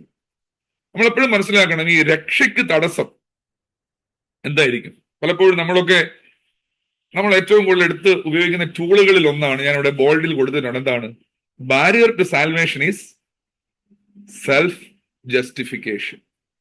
അല്ലെ, അയ്യോ അത് ഞാൻ അതുകൊണ്ടാണ്, ഇതുകൊണ്ടാണ്, ഇങ്ങനെയാണ്, അല്ലെ, എന്റെ സാഹചര്യം ഇങ്ങനെ ആയതുകൊണ്ടാണ് ഞാൻ പാപം ചെയ്തത്, ഞങ്ങളുടെ കുടുംബം ഇങ്ങനെ ആയതുകൊണ്ടാണ് ഞങ്ങൾ പാപം ചെയ്തത്, അല്ലെ, മറ്റു പല കാരണങ്ങൾ കൊണ്ടാണ് പാപം ചെയ്തത് എന്ന് പറഞ്ഞ് ഇടിച്ചു നിൽക്കാതെ, when a sinner, a penitent takes full responsibility of his sin before the creator. അവിടെയാണ് വാസ്തവത്തിൽ എല്ലാ അനുതാപങ്ങളും ഭംഗിയാവുന്നത്. ഇവിടെ നമ്മൾ കാണണം, ഈ അനുതാപ സങ്കീർത്തനങ്ങളൊക്കെ ആരംഭിക്കുന്നത് അങ്ങനെ ഒരു അടിസ്ഥാനത്തിലാണ്. വലിയമാർ ബെസേലിയോസ് എന്ന് പറയുന്ന ഒരു പിതാവ് നിങ്ങൾ കേട്ട് കാണും. അദ്ദേഹമാണ് നമ്മുടെ ബാബാമാർ ഉപയോഗിക്കുന്ന ബെസേലിയോസ് എന്ന പേരൊക്കെ ഇദ്ദേഹത്തിന്. അദ്ദേഹം പറയുന്നുണ്ട്, പാപം അറിയാത്തവനെ ദൈവം അന്വേഷിക്കുന്നില്ല. God does not seek one who does not know sin. He seeks one who acknowledges their sin. Honesty opens the door to grace. വിശ്വസ്തയോടെ പാപങ്ങൾ ഏറ്റുപറയുന്നവനെയാണ് സ്വർഗം സ്വീകരിക്കുന്നത്. ഈ സങ്കീർത്തനങ്ങൾ അത് തന്നെയാണ്. ഇപ്പൊ ഞാൻ താഴെ ഒരു റെഡ് കളർ കൊടുത്തിട്ടുണ്ട്. അനുതാപത്തിന്റെ ആദ്യത്തെ പടി എന്ന് പറയുന്നത് താൻ ദൈവത്തിൽ നിന്ന് അകന്നുപോയി എന്ന് പൂർണ്ണമായി അംഗീകരിക്കുന്നതാണ്. അതാണ് ഈ 4 സ്റ്റേജ് സ്ട്രക്ചറിൽ ഒന്നാമത്തേത്, പാപസമ്മതവും ഏറ്റുപറച്ചിലും, കൺഫെഷൻ ഓഫ് സിൻ. രണ്ടാമത്തേത്, നമ്മൾ ഈ സങ്കീർത്തനങ്ങളൊക്കെ നോക്കുമ്പോൾ പൊതുവായി കാണുന്ന രണ്ടാമത്തെ ഒരു സ്ട്രക്ചറൽ ക്യാരക്ടറിസ്റ്റിക് ആണ് എന്ത്? Recognition of holistic pain. നിങ്ങളൊന്ന് ആലോചിച്ച് നോക്കിക്കേ. ഇപ്പം നമുക്ക് നമ്മൾക്കൊരു ടെൻഷൻ ഉണ്ടായി, പാപത്തെ അങ്ങ് വിട്ടേരെ, നമുക്കൊരു ടെൻഷൻ ഉണ്ടായി, എന്തെങ്കിലും ജോലി സംബന്ധമായിട്ടോ എങ്ങനെയെങ്കിലും ഒരു ടെൻഷൻ ഉണ്ടായി, നമ്മുടെ ബോഡി എങ്ങനെ റെസ്പോണ്ട് ചെയ്യുന്നത്? ഞാൻ ഇന്നലെ നെറ്റിൽ അടിച്ചു നോക്കേണ്ടി വന്നു ഗൂഗിളിനകത്ത്, അല്ലെ, ടെൻഷൻ ഉണ്ടാകുമ്പോൾ അസിഡിറ്റി ഫോം ചെയ്യുമോ? അല്ലെങ്കിൽ ഭയങ്കര അസിഡിറ്റി ആയിരുന്നു, അല്ലെ, ഈ വീഴ്ച കഴിഞ്ഞപ്പോൾ തൊട്ട് നമുക്ക് മൊത്തത്തിലൊരു പ്രശ്നമുണ്ടേ. അപ്പൊ ഞാൻ ചില സമയത്തൊക്കെ ഈ നെഞ്ചത്ത് ഏതാണ്ടെങ്കിൽ ഇരിക്കുന്ന പോലെ അങ്ങ് തോന്നുക. നിങ്ങൾക്കും തോന്നാറുണ്ടായിരിക്കും ചിലപ്പോഴൊക്കെ, അല്ലെ? ടെൻഷൻ വരുമ്പോഴത്തേന് ഈ നെഞ്ചത്ത് ഒരു വലിയ ഭാരമാണ്. എന്തുകൊണ്ടാ? ശരിക്കും നെഞ്ചത്ത് എന്തെങ്കിലും ഉണ്ടോ? ഉണ്ടാവാം, പക്ഷെ ആ ഉണ്ടായതിന്റെ കാരണം എന്താണ്? നമ്മുടെ ടെൻഷനാണ് എന്ന് പറയുന്നത് പോലെയാണ്. നോക്കൂ, acknowledging that sin is not a victimless, abstract or purely legal violation. sin എന്ന് പറയുന്നത് വളരെ അബ്സ്ട്രാക്റ്റ് ആയിട്ടുള്ള, അല്ലെ, ഒരു സാധനമാണ് നമ്മളെ സംബന്ധിച്ച്. നമുക്ക് കൈകൊണ്ട് തൊടാവുന്ന ഒന്നല്ല പാപം, അല്ലെങ്കിൽ രുചിച്ചു നോക്കാവുന്ന ഒന്നല്ല പാപം. അപ്പം ഇറ്റ്സ് എൻ അബ്സ്ട്രാക്ട് തിങ്. പക്ഷെ എപ്പോഴും ഓർത്തോണം, ഈ പാട്ടുകാരനും പറയുന്നുണ്ട്, നമുക്കും അറിയാം, it impacts the entire human person, body, mind, spirit and social relations. അതായത് പാപം എന്ന് പറയുന്നത് ഒരു ഹോളിസ്റ്റിക് പെയിൻ നൽകുന്നതാണ്. ഏറ്റവും താഴെ മലയാളത്തിൽ എഴുതിയിരിക്കുന്ന വായിച്ച് നമുക്കൊന്ന് തുടങ്ങാം. നോക്കി, മനുഷ്യന്റെ ആത്മാവിനെയും ശരീരത്തെയും മനസ്സിനെയും സാമൂഹിക ബന്ധങ്ങളെയും ഒരുപോലെ പാപം ബാധിക്കുന്നുണ്ട്. ആ വാക്യം ഒന്ന് നോക്കിയേ, 38-ാം സങ്കീർത്തനം 3-ാം വാക്യം. There is no soundness in my flesh because of your indignation. നിന്റെ നീരസം ഹേതുവായി, അതായത് ദൈവം എന്നോട് കോപിച്ചു എന്ന് ഞാൻ വിശ്വസിക്കുകയാണ്, ഞാൻ പാപം ചെയ്തത് കാരണം. പക്ഷെ നിന്റെ നീരസം ഹേതുവായി എനിക്ക് എവിടെ സൗഖ്യമില്ല? എന്റെ ദേഹത്തിൽ, എന്റെ ശരീരത്തിൽ സൗഖ്യമില്ല. എന്റെ പാപം ഹേതുവായി എന്റെ അസ്ഥിക്ക് ഒന്നും പറ്റിയില്ല. പക്ഷെ എന്റെ പാപം ഹേതുവായി എന്റെ അസ്ഥികളിൽ സ്വസ്ഥതയുമില്ല. അതാണ് വാസ്തവത്തിൽ ഒരു അണ്ടർസ്റ്റാൻഡിങ് എന്ന് പറയുന്നത്. Eastern orthodox anthropology holds A holistic view of humanity. When the soul becomes sick with sin, the physical body expresses that inner disease. Sin creates alienation on 3 levels: from God, from one's true self, and from the surrounding community. ഈ പാട്ടുകളിലൊക്കെ നമ്മൾ കാണുകയാണ്, ദൈവത്തിൽ നിന്ന് ഞാൻ അകന്നുപോയി, എന്നിൽ നിന്ന് ഞാൻ അകന്നുപോയി, എന്റെ സമൂഹത്തിൽ നിന്ന് ഞാൻ അകന്നുപോയി. അതുകൊണ്ടാണ് നാസിയാൻസിലെ ഗ്രിഗോറിയോസ് എന്ന് പറയുന്ന കപ്പദോക്യൻ പിതാവ് പറയുന്നുണ്ട്, when sin sickens the soul, ആത്മാവിനെ പാപം ബാധിക്കുമ്പോൾ the body begins to speak its language. ശരീരമാണ് ആ ഭാഷ സംസാരിക്കുന്നത്. So recognizing this pain causes holy grief, which drives the sinner to seek the divine physician. അതുകൊണ്ടാണ് നമുക്ക് ആ വൈദ്യന്റെ ആവശ്യം. ആത്മീയമായ ഒരു നംനെസ് എന്ന് പറഞ്ഞാൽ തന്നെ ഒരു മരവിച്ച അവസ്ഥയിൽ, ആത്മീയ മരവിപ്പിലിരിക്കാതെ ആ വൈദ്യനെ തേടുന്നു, അല്ലേ? നമ്മൾ ഒരു പാട്ട് പാടാറുണ്ട്, വൈദ്യന്മാർ പക്കൽ ഞാൻ പോയി, അവർ ഔഷധമെല്ലാം ചെയ്തിട്ടില്ലൊരു ഗുണവും, എൻ വ്രണമോ കഠിനം. എന്ത് വ്രണമാണ്? പാപത്തിന്റെ വ്രണമാണ്, അല്ലെ? പാപത്തിന്റെ വ്രണമാണ്, അല്ലാതെ ശരീരത്തിന്റെ ഒരു വ്രണം എന്നുള്ള അർത്ഥത്തിലല്ല പറയുക. So recognition of holistic pain, പാപം എല്ലാ അർത്ഥത്തിലും എന്നെ ബാധിച്ച്, ശരീരത്തെയും മനസ്സിനെയും എന്റെ ബന്ധങ്ങളെയും എല്ലാം ബാധിച്ച്, that makes me seek the divine, the great divine physician എന്ന അർത്ഥത്തിലേക്ക് നമ്മളെ കൊണ്ട് ഈ പാട്ടുകളിലൊക്കെ രണ്ടാമത്തെ ഒരു സ്റ്റേജ് എന്ന് പറയുന്നത് അതാണ്. 3, അപ്പം പാപം ചെയ്തു പോയെന്ന തിരിച്ചറിവ്. 2, ആ പാപം എന്റെ എല്ലാ അനുഭവങ്ങളെയും ബാധിക്കുന്നു എന്നുള്ള തിരിച്ചറിവ്. അങ്ങനെയാണെങ്കിൽ ഞാൻ എന്നാ ചെയ്യണമെന്നുള്ളതാണ് സ്റ്റേജ് 3 എന്ന് പറയുന്നത്. എന്ത്?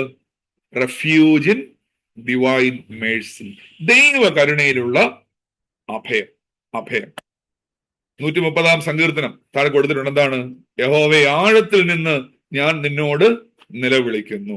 യഹോവേ, നീ അകൃത്യങ്ങളെ ഓർമ്മ വെച്ചാൽ കർത്താവെ ആറ് നിലനിൽക്കും. എങ്കിലും നിന്നെ ഭയപ്പെടുവാൻ തക്കവണ്ണം നിന്റെ പക്കൽ എന്തുണ്ട്? You are the only Liberator. You are the only refuge for me as I am in all these troubles and tribulations and sin. ഇതാണ് വാസ്തവത്തിൽ ഈ പാട്ടുകളുടെയൊക്കെ ഒരു മൂന്നാമത്തെ ഒരു സ്ട്രക്ചറൽ ക്യാരക്ടറിസ്റ്റിക് എന്ന് പറയുന്നത്. Turning away from the fear of legal condemnation, throwing oneself completely into the ocean of God's unmerited steadfast love.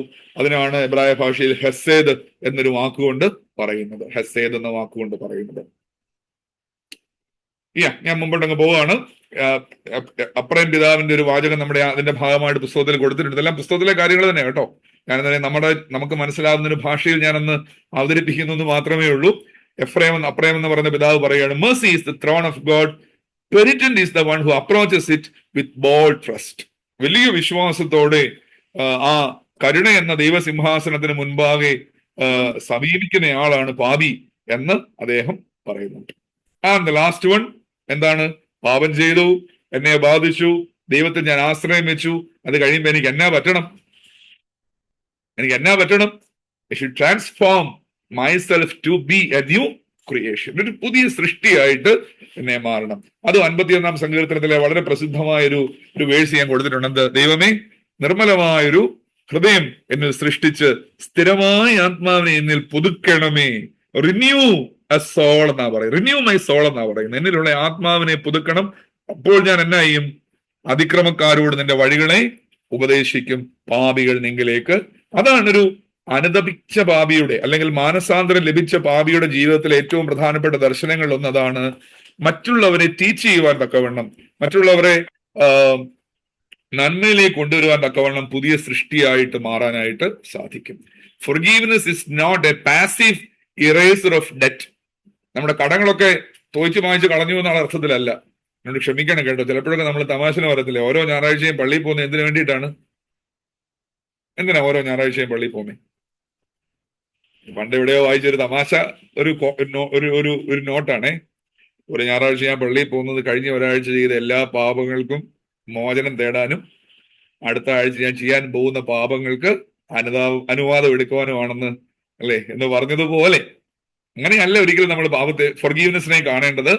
പാപം മായ്ച്ചു കളഞ്ഞു എന്നുള്ള അർത്ഥത്തിലല്ല. It is an active creative act of God.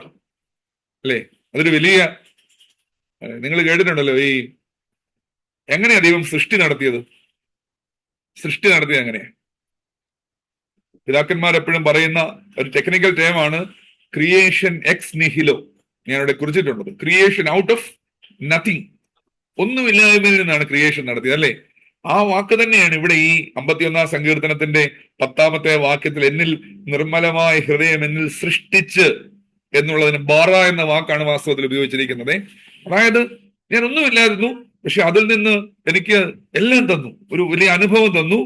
അപ്പം എനിക്ക് അങ്ങനെ ഒരു നല്ല ഹൃദയം, ഒരു ക്ലീൻ ഹാർട്ട് തന്നു, ഉറപ്പുള്ള ഒരു ആത്മാവിനെ തന്നു. അതുകൊണ്ട് ഞാൻ ആ പ്രകാശമായിട്ട്, നമ്മൾ എപ്പോഴും പാടുന്നൊരു പാട്ടില്ലേ, എന്ത് പാട്ടാ? വെളിവ് നിറഞ്ഞ ഒരു ഈശോ നിൻ വെളിവാൽ ഞാൻ. അതിന് അർത്ഥം എന്നാ എന്നാലോചിച്ച് നോക്കി. നമ്മൾ ഇംഗ്ലീഷ് പാടുമ്പോൾ ഇച്ചിരി എളുപ്പമല്ലേ? പാടിക്കേ. ബൈ ദൈ light we see the light. Jesus full of light. We are enlightened by your light. അതാണ് അതിന്റെ ആദ്യത്തെ അർത്ഥം. നിന്നാൽ ഞങ്ങൾ പ്രകാശിതരായി. അതിന്റെ ബാക്കിയോ? we see the light. ആ പ്രകാശം കണ്ടുകൊണ്ട് ഞങ്ങൾ മുമ്പോട്ട് നടക്കുകയാണ്. അപ്പൊ ഞങ്ങൾ തന്നെ മറ്റു പലർക്കും എന്തായിട്ട് മാറണം? ഒരു പ്രകാശമായിട്ട് മാറണം.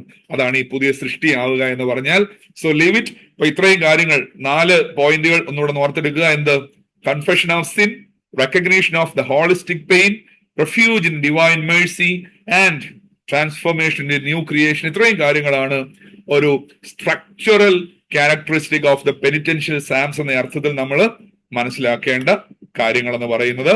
ഇത് നമ്മുടെ പുസ്തകത്തിലുള്ള ഞാനൊന്ന് നോട്ട് ഡൗൺ ചെയ്തെന്ന് മാത്രമേ ഉള്ളൂ. സഭയുടെ ആരാധനയിൽ ഈ അനുതാപ സങ്കീർത്തനങ്ങളൊക്കെ ഒരുപാട് പറയുന്നുണ്ട്. നിങ്ങളെ നോക്കിയേച്ചാൽ മതി കേട്ടോ. അത് ഞാൻ മുമ്പോട്ടങ്ങ് വിടുകയാണ്, ഇത്തിരി ഡീറ്റെയിലേക്ക് പോവാതെ. അതിനകത്ത് ഒരു കാര്യം നോക്കുക, അതിനകത്ത് ആധ്യാത്മിക വ്യാഖ്യാനങ്ങൾ എന്ന് പറഞ്ഞ്, സ്പിരിച്വൽ ഇന്റർപ്രിട്ടേഷൻ എന്ന് പറഞ്ഞ് കുറെ പോർഷൻസ് ഒരു പാർട്ട് കൊടുത്തിട്ടുണ്ട് ചാപ്റ്റർ 1 ലെസൺ 1 തന്നെ. അതിന്റെ അർത്ഥം എന്ന് പറയുന്നത് എങ്ങനെയാണ് പഴയ നിയമത്തിൽ എന്താണ് പഴയ നിയമത്തിൽ ഈ അനുതാപത്തെ മനസ്സിലാക്കിയിരിക്കുന്നത്. അതായത് പഴയ നിയമകാലത്തെ പ്രവാചകന്മാരെല്ലാവരും തന്നെ പറഞ്ഞിരുന്നത് എന്താണ്? മുൻപ് ഞാൻ പറഞ്ഞ ഷൂബ് എന്ന വാക്കാണ്. Return to me with all your heart. അത് നമ്മുടെ ജോവൽ എന്ന് പറയുന്ന പ്രവാചകൻ പറയുന്നതാണ്. നിങ്ങൾ കേട്ട് കാണുമല്ലോ, യോന പ്രവാചകൻ. യോന എന്താ നിനിവേയോട് പറഞ്ഞത്? ഞാൻ ഈ പറഞ്ഞ സാധനം എന്ത്? Return you should abundant idolatry, restore covenantal loyalty and should walk in righteousness and holiness. ഇതായിരുന്നു പഴയ നിയമകാലത്തെ ഒരു അനുതാപം എന്ന വാക്കിന്റെ അർത്ഥം എന്ന് പറയുന്നത്. എന്നാൽ പുതിയ നിയമകാലത്തിലേക്ക് വന്നപ്പോൾ അതിന് കുറച്ച് വ്യത്യാസം ഉണ്ടായി. എന്താണ്? ഇറ്റ്സ് ഓൾ അബൌട്ട്, മറ്റേത് കുറച്ചും കൂടി ഒരു ഫിസിക്കലായിട്ടാണ്. നിങ്ങൾ ആരാധിച്ചുകൊണ്ടിരുന്ന വിഗ്രഹങ്ങളെ തട്ടിപ്പൊട്ടിച്ച് കളയണം, അല്ലെ? അതിനെല്ലാം കളഞ്ഞ് നിങ്ങൾ തിരിച്ചു വരണം. പുതിയ നിയമകാലത്ത് അങ്ങനെ ആയിരുന്നില്ല. അത് കുറച്ചും കൂടി ഒരു ഇന്നർ ട്രാൻസ്ഫോർമേഷനെ കുറിച്ചായിരുന്നു, ഒരു ആന്തരിക എന്നാണ് പറയുന്നത്, ഒരു വ്യതിയാനത്തെ കുറിച്ചിട്ടായിരുന്നു, അല്ലെ? ഇപ്പം യോഹന്നാൻ സ്നാപകൻ വന്നിട്ട് എന്താ പ്രസംഗിച്ചു തുടങ്ങിയത്? എന്താണ്? Repent for the kingdom of God is near. സ്വർഗരാജ്യം സമീപിച്ചിരിക്കാൻ മാനസാന്തരപ്പെടണം. ആ മാനസാന്തരപ്പെടുക എന്ന് പറഞ്ഞാൽ അതൊരിക്കലും ഒരു വിഗ്രഹത്തെ പൊടിച്ചു കളയുന്ന അർത്ഥത്തിലല്ല. പിന്നെയോ, അല്ലെ? അത് തന്നെയാണ് പെന്തിക്കോസ്ത് ദിവസം നമ്മൾ കാണുന്നുണ്ട്, പത്രോസ് പ്രസംഗിക്കുന്നുണ്ട്, റിപ്പന്റ്. അതാണ് പറയുന്നത്, ആന്തരികമായ ഒരു വ്യതിയാനമാണ്. ഉള്ളിലുള്ള എല്ലാ തിന്മകളെയും കളഞ്ഞിട്ട്, അല്ലെ? ശരിക്കും നമ്മൾ മനസ്സിലാക്കേണ്ടത് repentance is actually A life long spiritual journey എന്ന് പറയുന്നതാണ്. നമ്മൾ പലപ്പോഴും പറയാറുണ്ട്, എല്ലാ ക്രിസ്ത്യാനികളും സ്വർഗരാജ്യത്തെ നോക്കി യാത്ര ചെയ്യുന്ന ആരാണ്? പിൽഗ്രിംസ് ആണ്, തീർത്ഥാടകരാണ്. We all are pilgrims. ഇപ്പോഴും ഓർത്തോണം, പിൽഗ്രിമേജിന് പോകുന്ന സമയത്ത് ഒത്തിരി ഭാരം കൊണ്ടൊന്നും പോയാൽ ഈ പിൽഗ്രിമേജ് പൂർത്തിയാക്കാൻ പറ്റുകയില്ല. കളയേണ്ട ഭാരങ്ങളൊക്കെ കളയണം. ലെസ് ലഗേജ് മോർ കംഫർട്ട്, അല്ലെ? നമ്മൾ എപ്പോഴും പറയുന്നതാണ് ലെസ് ലഗേജ്. അത് തന്നെയാണ് ഇവിടെ നമ്മൾ മനസ്സിലാക്കേണ്ടത്. ഇതാണ് സെയിന്റ് പോള് റോമൻസ് 12:2 പറയുന്നുണ്ട്, അല്ലെ? മനസ്സ് പുതുക്കി രൂപാന്തരപ്പെടുക. ഇതാണ് പുതിയ നിയമ അർത്ഥത്തിൽ ഈ അനുതാപം എന്ന വാക്കുകൊണ്ട് ഇത് നമ്മുടെ പുസ്തകത്തിൽ നൽകിയിരിക്കുന്നത്. ഞാനൊന്ന് സൈറ്റ് ചെയ്തെന്ന് മാത്രമേ ഉള്ളൂ. ഇന്നത്തെ ഒരു റെലവൻസ് ആണ്, അത് ഞാൻ അങ്ങ് സ്കിപ്പ് ചെയ്തു. അതൊന്നുമില്ല, അത് കാര്യങ്ങളൊന്നുമില്ല, നമ്മൾ ഈ പറഞ്ഞ കാര്യങ്ങളൊക്കെ തന്നെയാണ് എന്നുള്ളതാണ്. സോ ഇതാണ് നമ്മുടെ ലെസൺ 1 എന്ന് പറയുന്നത്. നമ്മുടെ പുസ്തകത്തിലെ ലെസൺ 1 ആണ് നമ്മളിപ്പോൾ പറഞ്ഞു തീർത്ത കാര്യങ്ങൾ. നിങ്ങൾക്ക് കിട്ടുന്നുണ്ടോ ഞാൻ പറയുന്നത്? പുസ്തകവും നമ്മുടെ ഈ നോട്ടോടൊക്കെ നോക്കിയാൽ മനസ്സിലാവുമല്ലോ ഇനി. So going forward to the first penitential psalm, that's lesson 2, Psalm 6. എന്താണ് Psalm 6 എന്ന് പറയുന്നത്? ഓർക്കുന്നുണ്ടോ? തുടങ്ങുന്നത് എങ്ങനെയാന്ന്? 6-ാം സങ്കീർത്തനം. യഹോവേ, നിന്റെ കോപത്തിൽ എന്നെ ശിക്ഷിക്കരുതേ, നിന്റെ ക്രോധത്തിൽ എന്നെ ദണ്ഡിപ്പിക്കരുതേ. യഹോവേ, ഞാൻ തളർന്നിരിക്കുന്നു, എന്നോട് കരുണയുണ്ടാകണേ. വളരെ ചെറിയൊരു സങ്കീർത്തനമാണ്, 10 വാക്യങ്ങൾ മാത്രമുള്ള ഒരു സങ്കീർത്തനമാണ്. But it's a wonderful well narrated psalm. So Psalm 6 is traditionally recognized as the first among the 7 penitential psalms. അതിന്റെ ഒരു കോർ തീം, അതിന്റെ ഒരു, അല്ലെ, കാതൽ എന്ന് പറയുന്നത്, നമ്മൾ തടിയുടെ ഒക്കെ കാതൽ എന്ന് പറയുന്നത് പോലെ അതിന്റെ കോർ എന്ന് പറയുന്നത് എന്താണ്? നമ്മുടെ പുസ്തകത്തിലുള്ളതാണ്. പക്ഷെ എനിക്കും അത് വായിച്ചപ്പോൾ വളരെ രസകരമായിട്ട് തോന്നി. വേണം ഒരു ടൈറ്റിൽ കൊടുക്കാൻ പറ്റുമായിരുന്നു, ഇങ്ങനെ ഇടണമായിരുന്നു. എന്ത്? കിടക്ക നനയ്ക്കുന്ന കണ്ണുനീർ തുള്ളികൾ, ബെഡ് ഡ്രഡ്ജിങ് ടിയേഴ്സ്, അല്ലെ? ഒരു മനുഷ്യൻ അവന്റെ സങ്കടത്തിന്റെ അറ്റത്ത് നിന്ന് നിലവിളിക്കുന്ന പ്രാർത്ഥനയാണ്. Crying out from the depths of bodily illness. അയാൾക്ക് രോഗമാണെന്ന് ചില സമയത്ത് നമുക്ക് തോന്നിപ്പോകും, എന്തോ രോഗം ബാധിച്ചിട്ട് തകർന്ന്. ശരിക്കും നമ്മളും ധ്യാനിക്കേണ്ട ഒരു കാര്യം, ചില സമയത്തൊക്കെ നമ്മളും വല്ലാതെ അങ്ങ് തകർന്നു പോകല്ലേ. ആ തകർന്നു പോകുന്ന സമയത്ത് നമ്മളെടുത്ത് വായിക്കാവുന്ന സങ്കീർത്തനങ്ങളൊന്നാണ് ഈ 6-ാം സങ്കീർത്തനം. ഈ മനുഷ്യനും അങ്ങനെയാണ്. Crying out from the depths of bodily illness, mental anguish. ആ സങ്കടം കൊണ്ട് അയാൾക്ക് മാനസികമായിട്ട് തളർന്നുപോയി. And fear of divine retribution. പണ്ടത്തെ കാലത്ത്, ഇപ്പോഴും നമ്മൾ അങ്ങനെയല്ലേ, ദൈവം എന്നോട് കോപിച്ചിട്ടാണ് എനിക്ക് ഇങ്ങനെ ഒരു അവസ്ഥ ഉണ്ടായത് എന്നൊരു സങ്കടപ്പെട്ട് ദൈവത്തോട് പ്രാർത്ഥിക്കുന്ന ഒരു മനുഷ്യന്റെ കഥയാണ് ഇവിടെ കാണുന്നത്. ഇത് തുടങ്ങുന്ന സമയത്ത് നിങ്ങൾ എടുത്ത് നോക്കിയാൽ ഇവിടെ എഴുതിയിട്ടുണ്ട്, to the chief musician with stringed instruments on an 8-stringed harp. തന്ത്രിനാദത്തോടെ എന്ന് പറഞ്ഞിട്ടാണ് എന്റെ ഹെഡ്ലൈൻ കൊടുത്തിരിക്കുന്നത്. ഇവിടെ ഷെമിനീത്ത് എന്നൊരു പദവും കൊടുത്തിട്ടുണ്ട്. എന്റെ ഗ്രീക്ക് ഹീബ്രു പദമാണ്. അതായത് 8 സ്ട്രിങ്ങുകളുള്ള ഒരു ഉപകരണത്തിന്റെ അക്കമ്പനിമെന്റിൽ പാടേണ്ട പാട്ടാണിത് എന്ന അർത്ഥത്തിലാണ് അതിന്റെ ഹെഡ്ലൈൻ ഒക്കെ അങ്ങനെ കൊടുത്തിരിക്കുന്നത്. ഇതിന്റെ ഒരു ടാഗ് ലൈൻ അതിന്റെ മേളിൽ കൊടുത്തിരിക്കുന്നത് പറഞ്ഞു എന്ന് മാത്രമേ ഉള്ളൂ. അതിന്റെ ഒരു കോണ്ടെക്സ്റ്റ് എന്താണ് നമ്മൾ നോക്കുകയാണ്. നോക്കി, the psalm was authored during a period of, ആയിരിക്കുമെന്നാ കേട്ടോ, നമുക്ക് കൃത്യം അറിയില്ല, നമ്മുടെ ഒരു മനസ്സിലാക്കലാണ്, during a period of severe physical illness and intense spiritual or mental oppression from enemies. ദാവീദ് രാജാവാകാം, രോഗം ബാധിച്ച് കിടക്കുകയാവാം, ആ കിടക്കുന്നതിന്റെ പ്രശ്നമാകാം, അതോടൊപ്പം തന്നെ അയാളുടെ ഉള്ളിൽ ശത്രുക്കളുടെ ഒക്കെ മുമ്പിൽ നമുക്ക് ചിലപ്പോൾ തോന്നത്തില്ല, രോഗമൊക്കെ ബാധിച്ചു കഴിയുമ്പോൾ എല്ലാവരും എന്നെ മോശക്കാരനായിട്ട് കാണുന്നു, അല്ലെങ്കിൽ ഞാൻ കൊള്ളരുതാത്തവനാണ് എന്നൊക്കെയുള്ള ചിന്തയിലൊക്കെ മനസ്സ് തകർന്നിരിക്കുന്ന ഒരു മനുഷ്യനെ പോലെ ഇയാൾ പാടുകയാണ്. David views his anguish not as aimless bad luck but as divine chastisement aimed at his spiritual restoration. പക്ഷെ ആ മനുഷ്യൻ കാണുന്നത് തനിക്ക് സംഭവിച്ചത് തന്റെ ഒരു ബാഡ് ലക്ക് കാരണമല്ല, തന്റെ ഒരു, നമ്മൾ ചിലപ്പോൾ ദൈവത്തോട് എന്തുകൊണ്ട് എനിക്കിത് വന്നു, മനുഷ്യനെ സംബന്ധിച്ച് അങ്ങനെ എനിക്ക് അങ്ങനെ ഒരു ചോദ്യമല്ല, പിന്നെയോ ദൈവത്തോട് കൂടുതൽ അടുത്ത് വരാനുള്ള ഒരു മാർഗമായിട്ട് അയാൾ ഈ രോഗത്തെ കാണുകയാണ്. ആൻഡ് നമ്മൾ മുമ്പേ പറഞ്ഞ സാധനമാണ് holistic distress represents an experience where the body, mind and spirit are simultaneously exhausted. അയാളുടെ പാപം ചെയ്തു അല്ലെങ്കിൽ അങ്ങനത്തെ ഒരു അവസ്ഥയുണ്ട്, പക്ഷെ അയാളെ സംബന്ധിച്ച് അയാളുടെ മനസ്സും ശരീരവും ആത്മാവും എല്ലാം ബാധിക്കപ്പെട്ടിരിക്കുന്ന അർത്ഥത്തിലാണ് ഇത് പറഞ്ഞു തുടങ്ങുക. നമ്മുടെ ഈ പുസ്തകത്തിൽ അല്ല നമ്മൾ പഠിക്കേണ്ടതും അങ്ങനെ തന്നെയാണ്. ശരിക്കും ഒരു എക്സജറ്റിക്കൽ സ്റ്റഡിയാണ്. എക്സജറ്റിക്കൽ എന്ന് പറഞ്ഞാൽ അറിയാമല്ലോ എന്താ എക്സജറ്റിക്കൽ സ്റ്റഡി എന്ന് പറഞ്ഞാൽ, നമ്മളൊരു വേഴ്സ് ബൈ വേഴ്സ് എടുത്തിട്ട് ഓരോ വേഴ്സ് എടുക്കുക എന്നുള്ളതല്ല അതിന്റെ അർത്ഥം. പക്ഷെ എന്നാൽ പോലും അതിന്റെ ഒരു എന്താണ് അവിടെ പറയുന്നത് എന്നൊന്ന് മനസ്സിലാക്കുക. അതിനു വേണ്ടിയിട്ടാണ് ഞാൻ പാരലായിട്ട് ആ ബിബ്ലിക്കൽ ടെക്സ്റ്റും കൂടി അവിടെ കൊടുത്തിരിക്കുന്നത്. ഇപ്പുറത്തെ റെഫറൻസ് കൊടുത്തിട്ടുണ്ട്, റൈറ്റ് സൈഡിൽ അതിന്റെ ടെക്സ്റ്റും കൊടുത്തിട്ടുണ്ട്. നിങ്ങൾ നോക്കിയാൽ അത് മനസ്സിലാവും. സോ എക്സജസിസ് ഓഫ് സാം 6 ആണ് നമ്മൾ നോക്കാൻ പോകുന്നത്. ആദ്യത്തെ 7 വാക്യങ്ങളാണ് നമ്മൾ ആദ്യം ഒന്ന് നോക്കി തുടങ്ങുക. നമ്മുടെ സമയം 4 മണിയൊക്കെ ആവുന്നെങ്കിലും 4 മണിക്ക് നിർത്തണമെന്നുണ്ടോ? ഐ മീൻ നിങ്ങളുടെ എത്ര മണിയോ, 9 മണിയോ? 10 മിനിറ്റ് എടുക്കാമല്ലോ അല്ലേ? Okay okay okay okay. So അത് തുടങ്ങുന്നത് എങ്ങനെയാണ്? എന്താ, നിന്റെ കോപത്തിൽ ശിക്ഷിക്കരുത് കർത്താവേ, ക്രോധത്തിൽ ദണ്ഡിപ്പിക്കരുത് കർത്താവേ. നമ്മളൊന്ന് ആലോചിച്ച് നോക്കിയേ, നമ്മളൊരു കുറ്റം ചെയ്താൽ നമുക്ക് തന്നെ അറിയാം എന്നാ ചെയ്യും, എന്നാ കിട്ടും.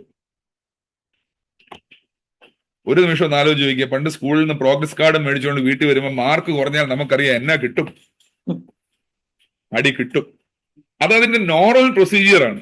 ഞാൻ തെറ്റ് ചെയ്തു പോയി എന്നുള്ളതിന്റെ നോർമൽ പ്രൊസീജിയറാണ് ഐ ബി പണിഷ്ഡ്. ആ ചിന്തയിലാണ് ഈ മനുഷ്യനും പറഞ്ഞു തുടങ്ങുന്നത്. അതാണ് ഫിയർ ഓഫ് റാത്ത് എന്ന് ഞാൻ എഴുതിയിരിക്കുന്നത്. O Lord, do not rebuke me in your anger that I deserve this punishment, പക്ഷേ yet I appeal to your mercy. നിന്റെ നീതി എന്ന് പറഞ്ഞ നിന്റെ നീതി ശരിക്കും എനിക്ക് ശിക്ഷ തരേണ്ടതാണ്, നിയമം അനുസരിച്ച് ഞാൻ ശിക്ഷിക്കപ്പെടേണ്ടവനാണ്. പക്ഷേ കർത്താവെ എന്നെ ശിക്ഷിക്കരുതേ. അതാണ് ഫിയർ ഓഫ് റാത്ത്. ആദ്യത്തെ 2 വാക്യങ്ങൾ അതാണ് നമ്മൾ കാണുന്നത്. യഹോവേ, ഞാൻ തളർന്നിരിക്കുന്നുണ്ട്, കരുണ ചെയ്യണം, എന്റെ അസ്ഥികൾ ഭ്രമിച്ചിരിക്കുന്നു, എന്നെ സൗഖ്യമാക്കണം എന്നും മറ്റും പറഞ്ഞു തുടങ്ങുന്ന ആ വേദഭാഗം എന്ന് പറയുന്നത്. ആൻഡ് അടുത്തതാണ് നമ്മൾ കണ്ട എനിക്ക് സംഭവിച്ചു പോയ കാര്യം എന്ന് പറയുന്നത് മനസ്സിന്റെ മാത്രം ഒരു കുഴപ്പമല്ല കർത്താവേ, അല്ലേ? ഐ മീൻ എന്റെ അസ്ഥികൾ ഭ്രമിച്ചിരിക്കുന്നു, സൗഖ്യമാക്കണം, എന്റെ പ്രാണൻ ഭ്രമിച്ചിരിക്കുന്നു എന്നും മറ്റും പറയുമ്പോൾ spiritual anguish often expresses itself through physical weakness. എന്റെ ശരീരത്തെ അത് നിങ്ങൾ മുമ്പേ പറഞ്ഞ റിലേറ്റ് ചെയ്ത് നോക്കണം. എല്ലാ പാട്ടുകളുടെ ആദ്യം അയാളുടെ അവസ്ഥയെക്കുറിച്ച് പറയുന്നു, അത് കഴിഞ്ഞിട്ട് അയാളുടെ ശരീരത്തെയും എല്ലാറ്റിനെയും അത് ബാധിച്ചിരിക്കുന്നു എന്ന് പറയുന്നു.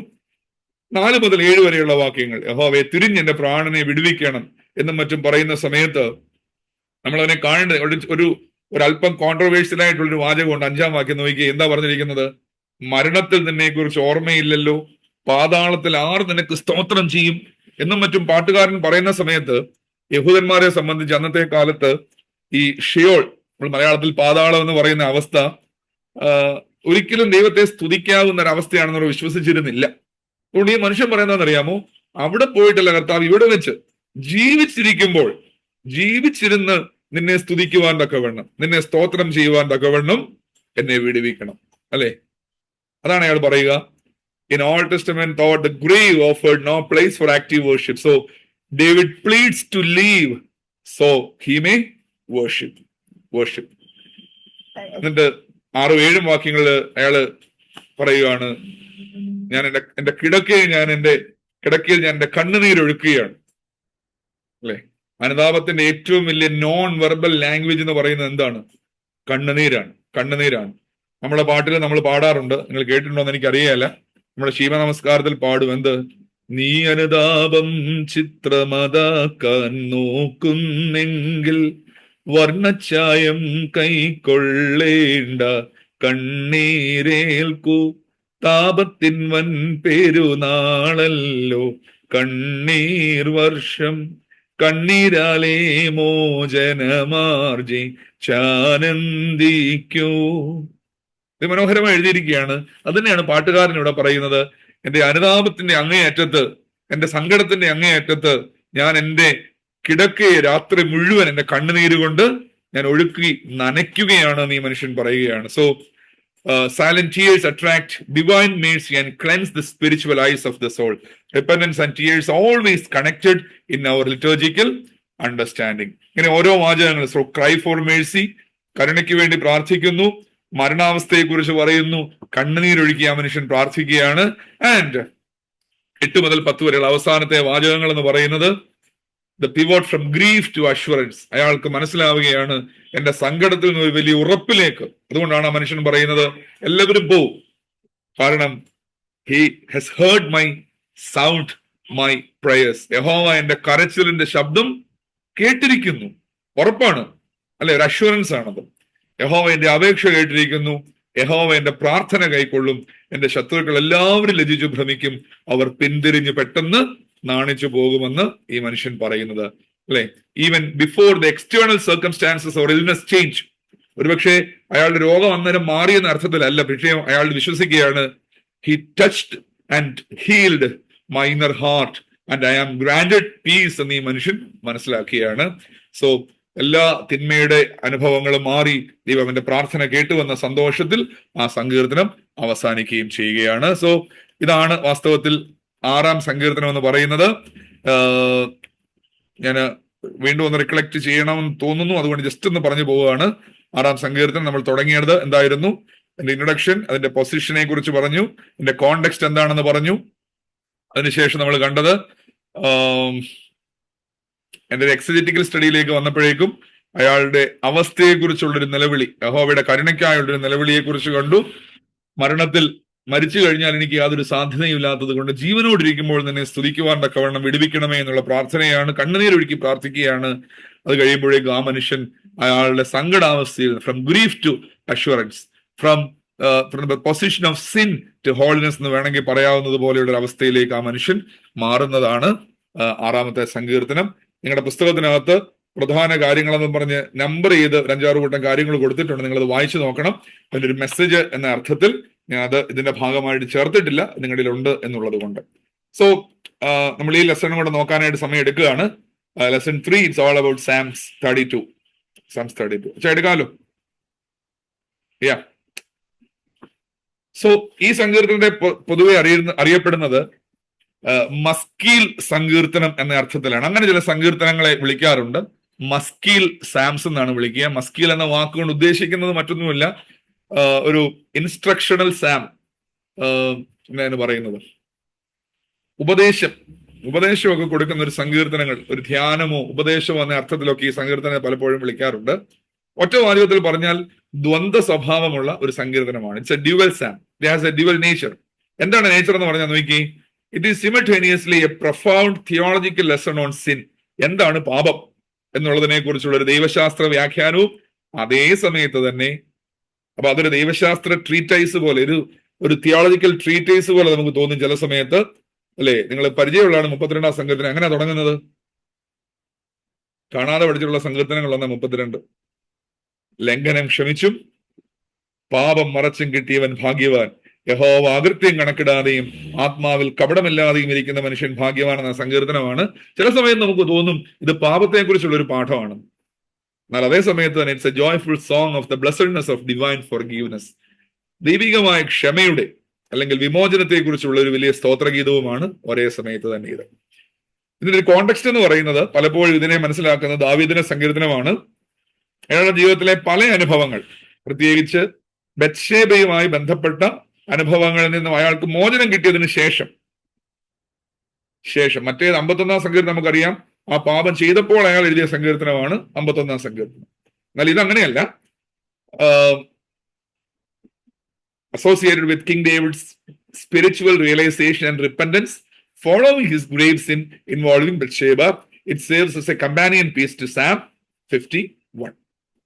3 പ്രധാന ആശയങ്ങളാണ് ഇതിനകത്തുള്ളത്. ഒന്ന്, ദ ബ്ലെസ്സഡ്നെസ് ഓഫ് ഫർഗീവ്നെസ്, നമ്മൾ അകത്തേക്ക് കയറുമ്പം കാണും. 2, പാപം മറച്ചു വെക്കുന്നതിനെ കുറിച്ചും വേഴ്സസ് പാപം ഏറ്റുപറയുന്നത്. The agony of hiding sin versus the relief of confession. The last one, divine guidance and joyful trust. അകത്തേക്ക് കയറുമ്പോൾ നമുക്കത് മനസ്സിലാക്കുക എന്താണെന്നുള്ളത്. ഫസ്റ്റ് പോയിന്റ് എന്ന് പറയുന്നത് വേഴ്സസ് 1 to 5 ആണ്. നോക്കി, the agony of silence and the speed of grace. നമ്മൾ വായിക്കുമ്പോൾ തന്നെ മനസ്സിലാവും ലംഘനം എന്ന വാക്കിന്റെ അർത്ഥം എന്നാണ്? പാപമാണ്. ലംഘനം ക്ഷമിച്ചും പാപം മറച്ചും കിട്ടിയവൻ ഭാഗ്യവാൻ. ഹീസ് ബ്ലെസ്ഡ്, ഭാഗ്യവാൻ. യഹോവ അകൃത്യം കണക്കിടാതെയും ആത്മാവിൽ കപടമില്ലാതെയും മരിക്കുന്ന മനുഷ്യൻ ഭാഗ്യവാൻ. He's blessed. അതാണ് പറയുന്നത് the agony of silence and the speed of grace. The triple vocabulary of sin. നിങ്ങൾ ശ്രദ്ധിച്ചോണം. നിങ്ങളുടെ പരീക്ഷയുടെ പെർസ്പെക്റ്റീവ് ചിലപ്പോൾ ചോദിക്കും, അല്ലെ, പാപവുമായി ബന്ധപ്പെട്ട് 32 സങ്കീർത്തനത്തിൽ പറയുന്ന 3 കാര്യങ്ങൾ എഴുതുക, അല്ലെങ്കിൽ പറയും ഫർഗീവ്നെസ്സുമായിട്ട് ബന്ധപ്പെട്ട് ആ സങ്കീർത്തനത്തിൽ പറയുന്ന 3 വാക്കുകൾ എഴുതുക. 3 terms ഫോർ സിൻ എന്തൊക്കെയാണ്? ട്രാൻസ്ഗ്രഷൻ, അല്ലെ, ട്രാൻസ്ഗ്രഷൻ, സിൻ ആൻഡ് ഇന്നിക്വിറ്റി. ലംഘനം, പാപം, അകൃത്യം. മലയാളത്തിൽ ലംഘനം, പാപം, അകൃത്യം. ഇത് 3ഉം ഒരുപോലെ നമ്മൾ തോന്നുന്നുവെങ്കിലും അത് 3ഉം 3ആണെന്നാണ് ഇവിടെ പറയുക. ട്രാൻസ്ഗ്രഷൻ, ലംഘനം എന്ന് പറഞ്ഞാൽ എന്താണ്? ഒരു ഡിവൈൻ അതോറിറ്റിക്കെതിരെ റിബൽ ചെയ്യുന്നതാണ് ലംഘനം.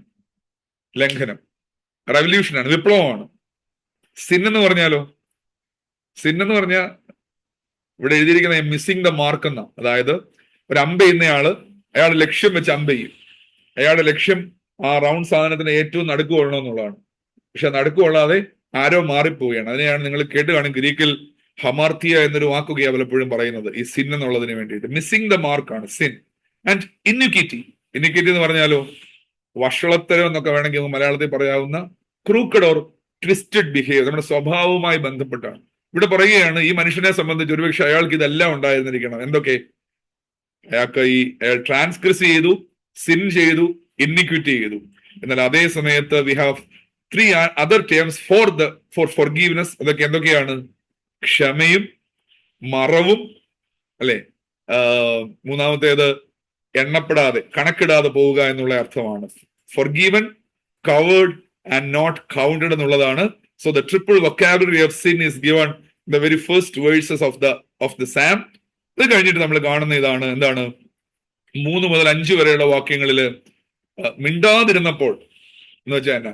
ഞാൻ പാപം ഒന്നും ഏറ്റു പറയാതിരുന്നപ്പോൾ എന്റെ അസ്ഥികൾ ക്ഷയിച്ചു പോയി. വീണ്ടും ആലോചിച്ച് നോക്കി, നമ്മൾ മുമ്പേ പറഞ്ഞ ആശയമാണ്, ഹോളിസ്റ്റിക് പ്രശ്നമാണ്. ഞാൻ പാപം മിണ്ടാതിരുന്നപ്പോൾ എന്റെ അസ്ഥികൾ ക്ഷയിച്ചു പോയി. രാവും പകലും നിന്റെ കൈ എന്റെ മേൽ ഭാരമായിരുന്നു. എന്റെ മജ്ജ വേനൽക്കാലത്തിലെ ഉഷ്ണത്തിൽ എന്നതുപോലെ പറ്റിപ്പോയി. എന്റെ ശരീരത്തിന് വലിയ പ്രശ്നങ്ങൾ സംഭവിച്ചു എന്നാ പറയുക. Hiding sin creates inner dryness, loss of peace and heavy conscience. പക്ഷെ 5ാം വാക്യത്തിലേക്ക് പറയുകയാണ്, പക്ഷേ ഞാൻ എന്റെ പാപം നിന്നോട് അറിയിച്ചു, എന്റെ അകൃത്യം മറച്ചില്ല, എന്റെ ലംഘനങ്ങളെ യഹോവയോട് ഏറ്റുപറയുമെന്ന് പറഞ്ഞു. അപ്പോഴെന്ത് സംഭവിച്ചു? നീ എന്റെ പാപത്തിന്റെ കുറ്റം ക്ഷമിച്ചു. അതാണ് hiding sin versus restoring grace.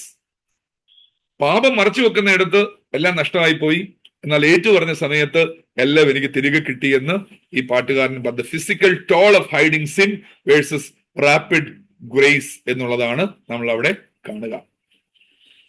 6-7 വാക്യങ്ങളുടെ എക്സിജിറ്റിക്കൽ സ്റ്റഡിയിലേക്ക് പോയി നോക്കി എന്താ പറയുന്നതെന്ന്. ഇത് നിമിത്തം ഓരോ ഭക്തനും, അയാളുടെ കാര്യം മാത്രമായിരുന്നു പറഞ്ഞുകൊണ്ടിരുന്നത്, പക്ഷെ അയാൾ എല്ലാവരോടും പറയുകയാണ്, ഓരോ ഭക്തനും, ഈച്ച് ആൻഡ് എവ്രി ബിലീവർ കണ്ടെത്താകുന്ന കാലത്ത് നിന്നോട് പ്രാർത്ഥിക്കും. എത്ര വലിയ പ്രശ്നം ഉണ്ടായാലും പെരുവെള്ളം കവിഞ്ഞു വരുമ്പോൾ അത് അവന്റെ അടുക്കലോളം എത്തുകയില്ല. എന്നിട്ട് പറയുകയാണ്, you are my only shelter. You are my only shelter. ഞാൻ എന്റെ നീ എനിക്ക് മറവിടമാകുന്നു, എന്നെ കഷ്ടത്തിൽ നിന്ന് സൂക്ഷിക്കും, രക്ഷയുടെ ഉല്ലാസം. ഭയങ്കര സന്തോഷത്തോടെ ഈ മനുഷ്യൻ പറയുകയാണ്, refuge and divine instruction. God acts as a secure shelter in the times of trouble, surrounding the penitent with shouts of deliverance. ഞാനത് പറയുന്ന സമയത്ത് നിങ്ങളതിനെ എങ്ങനെ എടുക്കുമെന്ന് എനിക്കറിയില്ല, പക്ഷെ നമ്മളൊന്ന് ആലോചിച്ച് നോക്കണം കേട്ടോ. നമ്മുടെ ജീവിതമായിട്ട് റിലേറ്റ് ചെയ്താൽ മാത്രം മതി ഈ സംഭവങ്ങളെ. നമ്മൾ ഏറ്റവും വലിയ പ്രയാസത്തിരിക്കുന്ന ഒരു മനുഷ്യനാണ് പറയുന്നത്, എനിക്ക് ആശ്രയം വെക്കാൻ കർത്താവ് മാത്രമേ ഉള്ളൂ, തമ്പുരാൻ മാത്രമേ ഉള്ളൂ എന്ന്. അതുകൊണ്ട് അല്ലെ 8-9 വാക്ക് നമ്മളിപ്പോ പറഞ്ഞ സാധനങ്ങൾ തന്നെ ഒരിക്കൽ കൂടെ പറയുകയാണ്. മുമ്പേ പറഞ്ഞില്ലേ, പുതിയ സൃഷ്ടിയാവുക എന്ന് അല്ലെ. ഞാൻ നിനക്ക് വഴി കാണിച്ചു തരും. ആ മനുഷ്യൻ തന്നെ പറയുന്നേ, ഞാൻ നിനക്ക് ആലോചന പറഞ്ഞു തരും. എന്നിട്ട് മറ്റുള്ളവർ പറയുകയാണ്, നിങ്ങൾ ഒരിക്കലും കുതിരയെ പോലെയും ബുദ്ധിയില്ലാത്ത കുതിരയെ പോലെയും കോവർ കഴുതയെ പോലെയൊന്നും ആവരുത്. എന്തുകൊണ്ടാണ്? അവര് ചില കൺട്രോൾ ഉള്ളത് കൊണ്ട് അല്ലെ, കടിഞ്ഞാണും മുഖപ്പട്ടയും കൊണ്ട് അവയെ അടക്കി വരുന്നു. അല്ലെങ്കിൽ അവ നിനക്ക് സ്വാധീനമാവുകയില്ല. ഒരു ആത്മനിയന്ത്രണത്തോടെ ജീവിക്കണം എന്നൊക്കെ പറഞ്ഞ് ഈ മനുഷ്യൻ മറ്റുള്ളവരെ ഇൻസ്ട്രക്ട് ചെയ്യുന്നത് പോലുള്ള അനുഭവങ്ങളാണ് നമ്മളിവിടെ കാണുന്നത് അല്ലെ. So the call to obey, I will instruct you and teach you in the way you should go എന്ന് പറയുന്ന ആശയമാണ്. ആൻഡ് അവസാനത്തെ വാക്കുകളാണ് the encompassing love and joy. The encompassing love and joy. ദുഷ്ടന് വളരെ വേദനകളുണ്ട്. യഹോവയിൽ ആശ്രയിക്കുന്നവനെ ദയ ചുറ്റിക്കൊള്ളും. നീതിമാന്മാരെ യഹോവയിൽ ആശ്രയിക്കണം. ഹൃദയപരമാർത്ഥികൾ എല്ലാവരുമായുള്ളവരെ ഘോഷിച്ച് ആനന്ദിക്കണം എന്ന് പറയുന്ന ആശയത്തോടു കൂടെയാണ് ഇത് അവസാനിക്കുക. ഈ സങ്കീർത്തനങ്ങൾക്കെല്ലാം ഒരു പൊതു സ്വഭാവം, പ്രത്യേകിച്ച് ഈ 6-32 അധ്യായങ്ങൾക്ക് ഒരു പൊതു സ്വഭാവമുണ്ട്. നമ്മൾ പറഞ്ഞ ഒരേ ഒരു സ്ട്രാറ്റജിയിലാണ് അത് മുമ്പോട്ട് പോയിക്കൊണ്ടിരിക്കുന്നത്. സോ ഇതിനൊരു സിഗ്നിഫിക്കൻസ് എന്ന് പറയുന്ന കാര്യങ്ങളാണ് നമ്മുടെ പുസ്തകത്തിലുള്ളത്. തന്നെ ഞാൻ വീണ്ടും ഒന്ന് സൈറ്റ് ചെയ്തിരിക്കുന്നത് മാത്രമേ ഉള്ളൂ. പുസ്തകത്തിൽ മലയാളത്തിലാണുള്ളത്. ഇംഗ്ലീഷിൽ വേണമെങ്കിൽ നിങ്ങൾക്ക് നോക്കാൻ വേണ്ടി ഞാൻ ഇട്ടിരിക്കുന്നു എന്ന് മാത്രമേ ഉള്ളൂ. അത് നിങ്ങൾ നോക്കിക്കൊള്ളുക. ഞാൻ ഡീറ്റെയിലേക്ക് പോകുന്നില്ല. ലാസ്റ്റ് വരികൾ എന്താണ്? The core spiritual takeaways are confession. മനസ്സിലായല്ലോ? അതായത് പാപം മറച്ചു വെച്ചപ്പോൾ എനിക്ക് പ്രശ്നമായിരുന്നു, ഞാൻ ഏറ്റു പറഞ്ഞപ്പോൾ അതാണ് കൺഫെഷൻ. അത് കഴിയുമ്പോൾ ഫൊർഗീവ്നെസ്, തമ്പുരാൻ തരുന്ന ക്ഷമ, ഫ്രീഡം, സ്വാതന്ത്ര്യം, ഗൈഡൻസ്, മറ്റുള്ളവരെ guidance, Mercy and Joy. Embracing these principles will sustain the richness of A believers spiritual growth എന്നുള്ളതാണ്. അങ്ങനെ 32-ാം സങ്കീർത്തനം അവസാനിക്കുകയാണ്. നമ്മുടെ ഇന്നത്തെ ക്ലാസ് നമ്മളൊന്ന് വൈൻഡ് ചെയ്യുകയാണ്. നിങ്ങൾ ഒരു നിമിഷം കൊണ്ട് എനിക്ക് തരാമെങ്കിൽ ഞാൻ ആ ക്വസ്റ്റ്യൻ ജസ്റ്റ് ഒന്ന് അതിനകത്തൊന്ന് കാണിക്കാം. അച്ഛന് ഞാനൊന്ന് അയച്ചു തന്നോളാം. ഞാൻ കുറച്ച് ക്വസ്റ്റ്യൻസ് പ്രിപ്പയർ ചെയ്തിട്ടുണ്ട്. ആ ക്വസ്റ്റ്യൻസ് ഒന്ന് എന്നാണ് പറയുന്നേ, നിങ്ങളൊന്ന് ഡിസ്കസ് ചെയ്യല്ല, നിങ്ങൾ തന്നെ ഒന്ന് ഒരു ഹോംവർക്ക് പോലെ ഒന്ന് ചെയ്തു പോയാൽ അത് നല്ലതായിരിക്കും എന്ന് എനിക്ക് തോന്നുന്നു എന്നുള്ളത് കൊണ്ടാണ്. ക്വസ്റ്റ്യൻ ഞാൻ ഇംഗ്ലീഷിലും മലയാളത്തിലും ചെയ്തിട്ടുണ്ട്. അത് ഇംഗ്ലീഷ് വേണ്ടവർക്ക് അങ്ങനെയും മലയാളം വേണ്ടവർക്ക് അത്തരത്തിലും അത് ചെയ്യാനായിട്ട് സാധിക്കുമല്ലോ. ഞാൻ അതുകൂടെ ഒരു നിമിഷം ഒന്ന് കാണിക്കാം.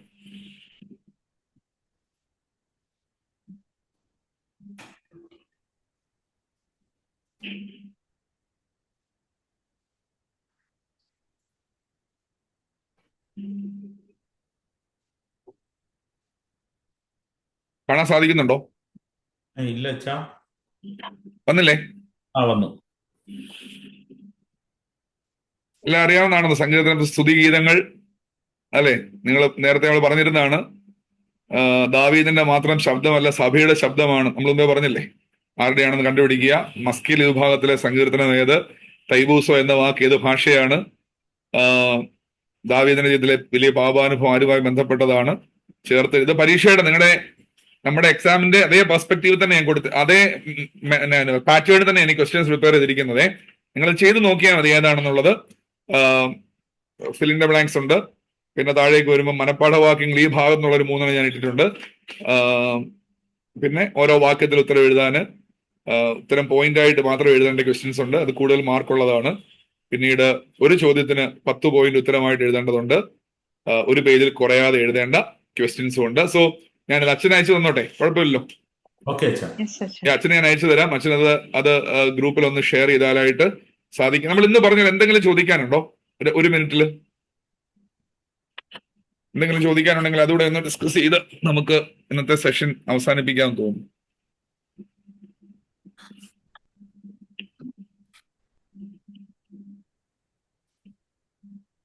അവർക്കെല്ലാം മനസ്സിലായെന്നാണ് തോന്നുന്നത് അച്ഛാ.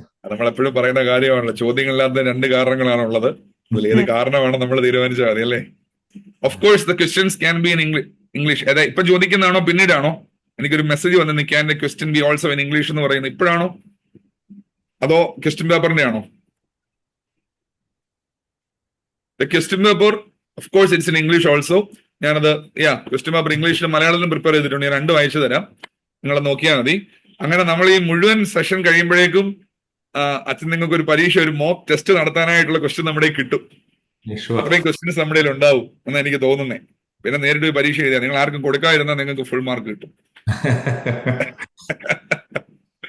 അല്ല, ഇവരുടെ ജോലി അച്ഛാ ബാക്കിയുള്ളവരെയും കൂടെ പറഞ്ഞു കൊണ്ടുവരിക എന്നുള്ള അടുത്ത ക്ലാസ്സില്.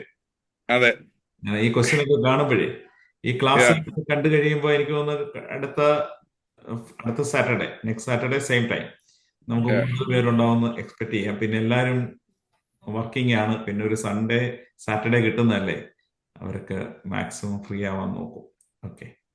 ഓക്കെ അച്ഛാ, നമുക്കെന്നാ വൈൻഡ് അപ്പ് ചെയ്താലോ? ചെയ്യാം. ഓക്കെ, ജിജി ഒരു വോട്ട് ഓഫ് താങ്ക്സ് പറഞ്ഞ് അച്ഛൻ ഒരു ക്ലോസിംഗ് പ്രയറോട് നടത്തി നമുക്ക് അവസാനിപ്പിക്കാം. ദൈവത്തിന്റെ നാമത്തിന് മഹത്വം ഉണ്ടായിരിക്കട്ടെ. ഏറ്റവും ആദരണീയരായ അച്ഛന്മാരെ, പ്രത്യേകിച്ച് നമ്മുടെ guest speaker father Brins Alex Mathews, ഇന്ന് ഈ ക്ലാസ്സിൽ പങ്കെടുക്കുന്ന മർത്തമറിയൻ സമാജ അംഗങ്ങളെ, നിങ്ങൾക്കെല്ലാവർക്കും ക്രിസ്തു യേശുവിന്റെ നാമത്തിൽ നന്ദി പറയുവാനാണ് ഈ സമയം ഞാൻ വിനിയോഗിക്കാൻ ആഗ്രഹിക്കുന്നത്.